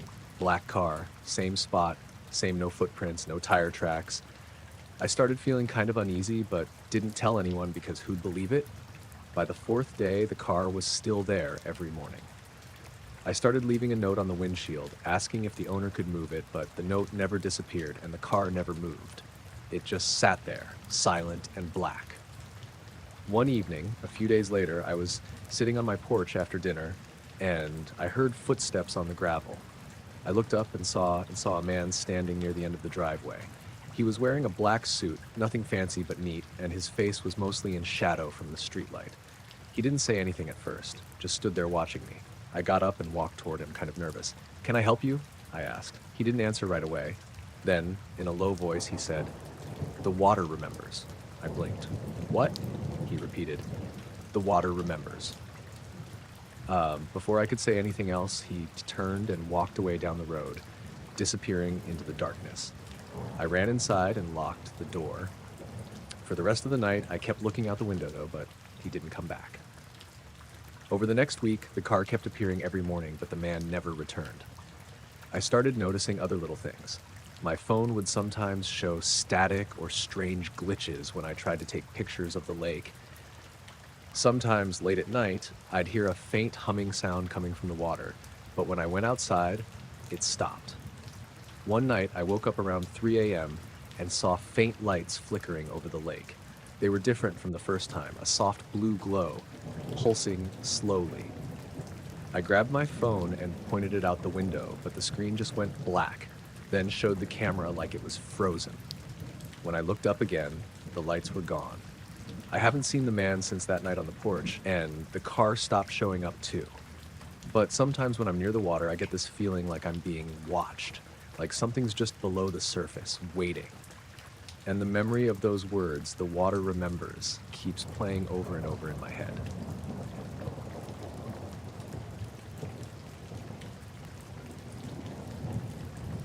I was in my usual spot in the basement, fiddling with my radio gear. My name's Caleb, and I've been into amateur radio since I was a kid. I like the quiet, the static, the way you can sometimes catch odd signals from far off places or weird bursts of noise no one can explain. I have a pretty basic setup, nothing fancy, just a transceiver hooked up to a homemade antenna on the roof of my small house on the edge of rural Vermont. Nothing special, but it's my hobby and a way to disconnect from the usual chaos. This was late April, early spring, and the weather outside was cool but clear, the kind of night where the air smells like fresh earth and damp leaves. I usually get on the air around 10 p.m. just to see what's out there. This night I was scanning through the HF bands, mostly listening, occasionally calling out for anyone who might respond. The house was quiet, my dog curled up beside the desk, and everything was normal until just after 11 p.m. That's when I started hearing it. At first it was subtle, a faint clicking, almost easy to miss, but steady. I adjusted the frequency a bit, curious. The clicks weren't random or scattered, they came in a perfect rhythm. 3 clicks, spaced evenly, then a pause, about 11 seconds before the pattern repeated exactly the same way. 3 clicks, pause, 3 clicks, pause, over and over. I checked my equipment, thinking maybe it was a fault, interference from something in the house or outside. But all my gear was clean. The signal was coming in clearly, without distortion, and it didn't match anything I'd heard before. The clicks were sharp, like Morse code, but no letters or words I could make out. Just the same pattern over and over for about 40 minutes. I grabbed my Nook and started timing the intervals. It was precise. 11 seconds on the dot between the triplets. Not off by a fraction of a second, not speeding up or slowing down. It was mechanical in its consistency, but also deliberate. I tried calling out on the frequency. Nothing. No response, no crackling voices, just the clicks repeating. I switched bands, tried to find a pattern or other signals around it, but the clicks only appeared on that one frequency. It was like it was waiting, broadcasting quietly into the night. Around midnight, I went outside to check the antenna. The air was crisp, and the sky was clear, stars sharp against the dark. No planes, no satellites blinking overhead. The neighborhood was still, just the soft hum of distant traffic and the occasional rustle of trees in the breeze. I looked up for a minute, thinking maybe I was projecting meaning onto a simple mechanical noise, but the clicks kept coming through the radio, steady and unchanging. Back inside, I started scanning with the spectrum analyzer on the receiver. The clicks weren't associated with any obvious signal spike or modulation. It was just a sharp pulse, 3 distinct taps repeated every 11 seconds. I felt this strange sense of anticipation, like I was waiting for something to happen. But the clicks never changed. They just kept going. Around 11:40, the clicks stopped abruptly, like someone had flipped a switch. Silence. Static returned to the channel. I sat there for a minute, fingers frozen on the dial, waiting for the pattern to start again. But it didn't. I figured maybe it was a test signal, a beacon from some experimental transmitter or a weird form of digital communication I'd never heard of. But I couldn't find any info online or in the radio forums. No announcements, no chatter about anything similar. The next morning, I told a couple of friends who are also ham radio operators. Some shrugged it off, others said maybe a faulty device or interference from a satellite. but none could explain the perfect timing or why it was just 3 clicks repeated so precisely for 40 minutes. A few days later, I tried tuning back in at the same time on the same frequency. Nothing. No clicks, no signal, just the usual static and background noise. I kept listening on other nights, hoping it would come back, but it didn't. Sometimes I swear I hear the faintest echo of those clicks in my mind, that steady rhythm like a heartbeat just beyond hearing. I don't know if it was a machine, some strange natural radio phenomenon, or something else I can't explain. But I remember how the sound filled the room, steady and quiet, impossible to ignore once you noticed it, like it was reaching out or waiting just beyond the static. It wasn't dramatic or scary, just there. Precise, consistent, and then gone. I still don't know what it meant, if anything, but I keep my radio on at night, hoping to catch it again. Maybe someday it'll return.